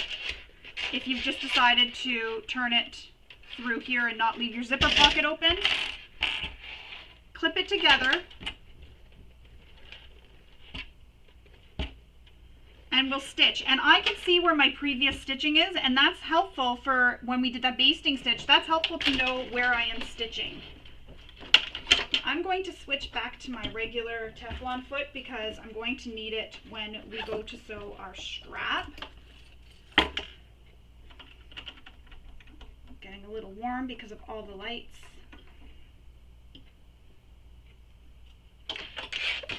Alright, so I can see my previous stitching, so that'll help make it easier to know where I'm stitching. Oh. Increase my stitch length. It didn't catch. I forgot to return my stitch length back to the length I used. Thought my machine was messed up. So I'm just stitching right on top of those previous stitches that I see. Just makes it easier because this is in the round and it's really hard to kind of hold everything. So I just like having those stitch lines there to show me where to stitch. So that's how it looks. Push that back in to the bag and grab out that zipper pocket opening now. So your lining is in the bag. Grab out the zipper pocket, and we're going to close the zipper pocket now. So add your clips to the bottom, and that's why we turned that under, because it'll make it easier for stitching this closed. And then you just stitch the bottom closed. You can hand stitch this closed with a slip stitch if you prefer as well. I don't mind machine stitch. Nobody really sees it inside the pocket. Push that inside the pocket. Get your corners pushed in.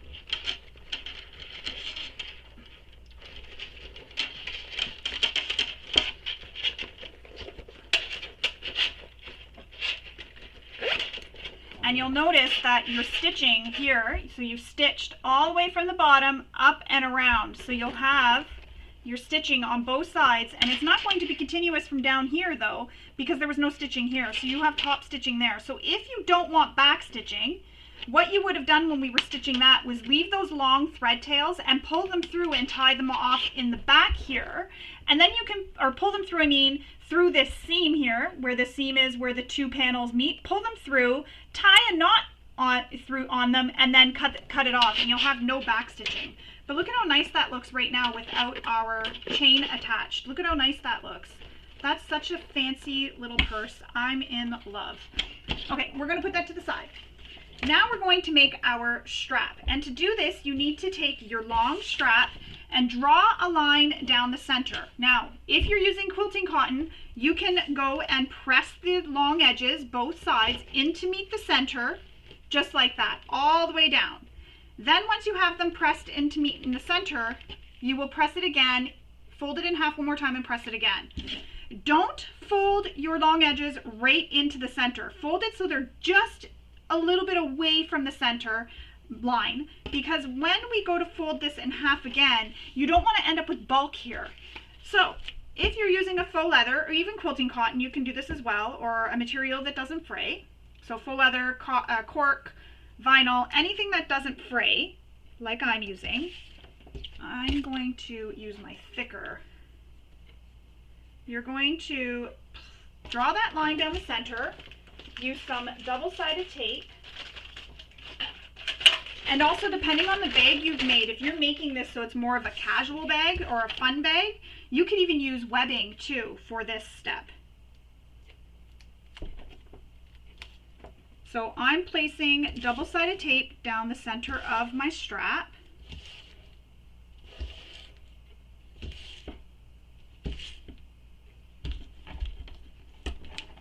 Now, if you're using a material that frays, you will need to turn the edges under.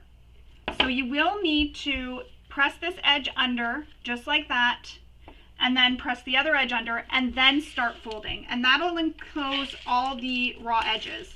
I'm using a material that doesn't fray, so I'm going to leave my edges raw. I'm fine with that. Now, we need to press this into the center, and as I was saying, don't have it touch directly in the center. Leave it so that there's a slight gap between the center mark and the long edge that you're folding in. Maybe about a 1/16 of an inch. That's what it'll be there between, or sorry, a 1/16 of an inch will be between the two edges when you fold them.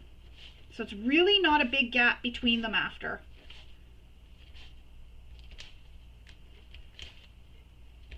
And I'm just pressing it all the way along, making sure that that straight edge lines up.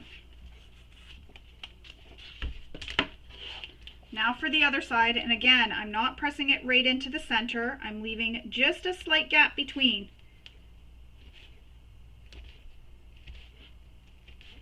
You don't want them touching. If this was something that you were making like a strap end or a strap anchor, you could have them touching, but for handles and straps that are folded again in half, I don't like to fold it right to meet the center. And I have a tutorial as well on my YouTube channel for getting nice clean finish edges here on the short edges. You can use that for any material. I'll link that below. I also have a tutorial for piecing together fabric to make a longer piece for a strap in case you are not sure how to do that. And I also have a tutorial for making straps and handles if you want to make this into a crossbody strap. And that's because there was many requests for a tutorial from me to film for bag patterns that require using webbing for straps and handles, and people don't want to use the webbing, so I was asked to make that, but it is very helpful for even this process. So I'll link those all below, as well as the zipper one and any other tutorials that I've filmed that I feel will be really helpful for you. And I'll also link below where I got this vinyl from, where I got my chain from. So it was a chain that would be a purse strap, but I cut the hardware off and still have a little bit of the chain so I can actually use it if I want to make like a shorter handbag with the chain. So I do still have that, and I can attach the little piece of hardware, the little swivel hook, if I want. So I didn't get rid of it, I kept it. But I will attach that as well, or link that below as well, in case you're looking for where I got my chain. So now I'm folding this in half, So I'm folding it so those folded edges meet.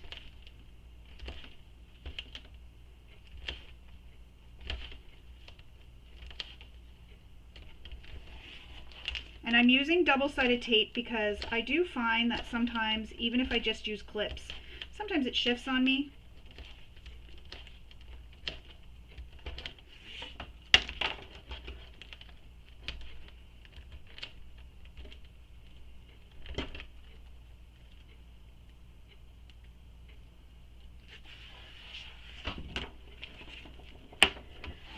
Okay, so now we're going to stitch this edge where the two folded edges are. So what we just folded in. So see how I open this up? So that edge where the two folded edges are. You can stitch along that edge as well, the second side, if you want.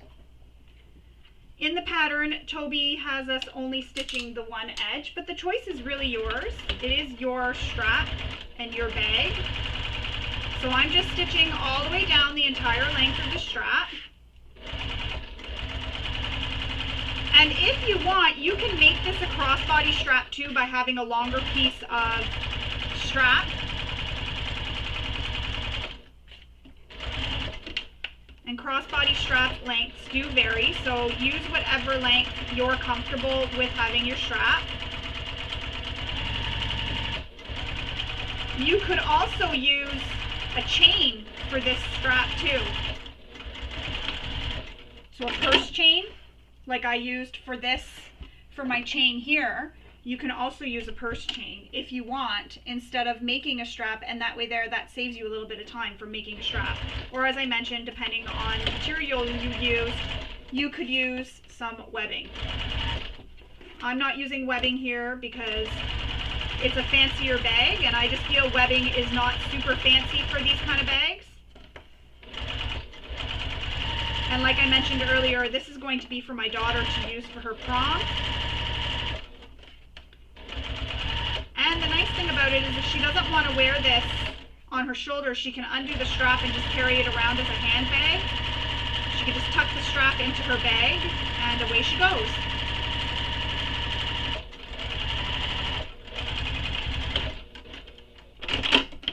So cut all your threads off, and I did stitch down both sides. You can just stitch down the one as Toby shows in the pattern.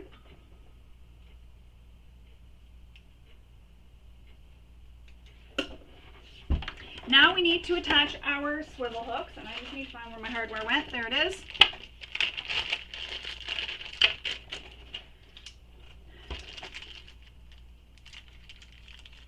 And there's my little swivel hooks. Make sure they fit onto my chain, because that is what we are clipping it to.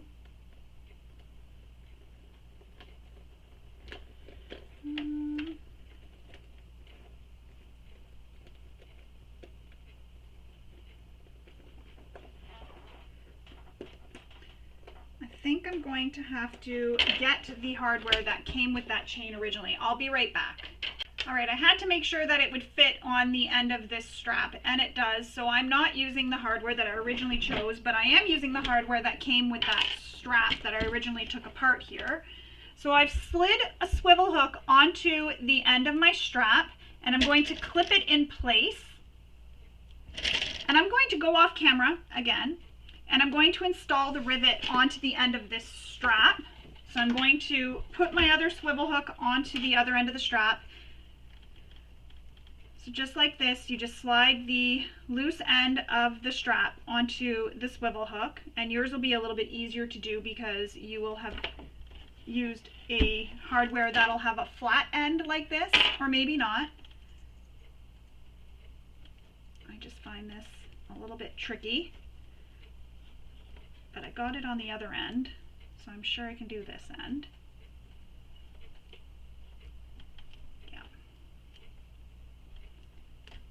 Giving my hands a good workout today, that's for sure. And I just want to make sure that I'm folding it over, it's on the same side. So see how this is folded over on this side? I want to make sure it's going to be folded over on the other end on the same side. So fold it over, clip it in place, And then we're going to install a rivet. Now, if you don't have rivets, don't panic. You can just sew this. So make a box and then sew an X inside the box. So you'll make a little box and then sew an X in it. And that'll help reinforce that. So I couldn't use these, so I'm going to put these away. I'm going to install my rivets and I'll come back and you'll see how it looks. All right, so strap is done. Now we can attach it. So you'll attach it to one of the links on the chain.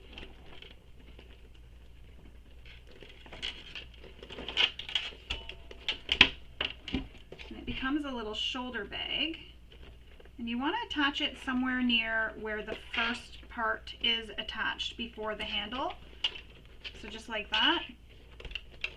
And this just makes it into a cute little shoulder bag. My daughter will be able to wear this crossbody too if she wants, because she's pretty tiny, so it'll go crossbody. It'll be higher up on her, but she kind of likes it that way anyways. But that's how your bag looks when you've attached your strap and you have it closed. You can open it up and you can have the handle so that it's a little bit longer if you prefer. Say you don't want it so close to the bag, you can have it so it's a little bit longer. I like that option. You can even leave it open if you don't want, but I like this option with it a little bit longer. A cell phone will fit in there. I'll show you with my cell phone. A cell phone fits in here.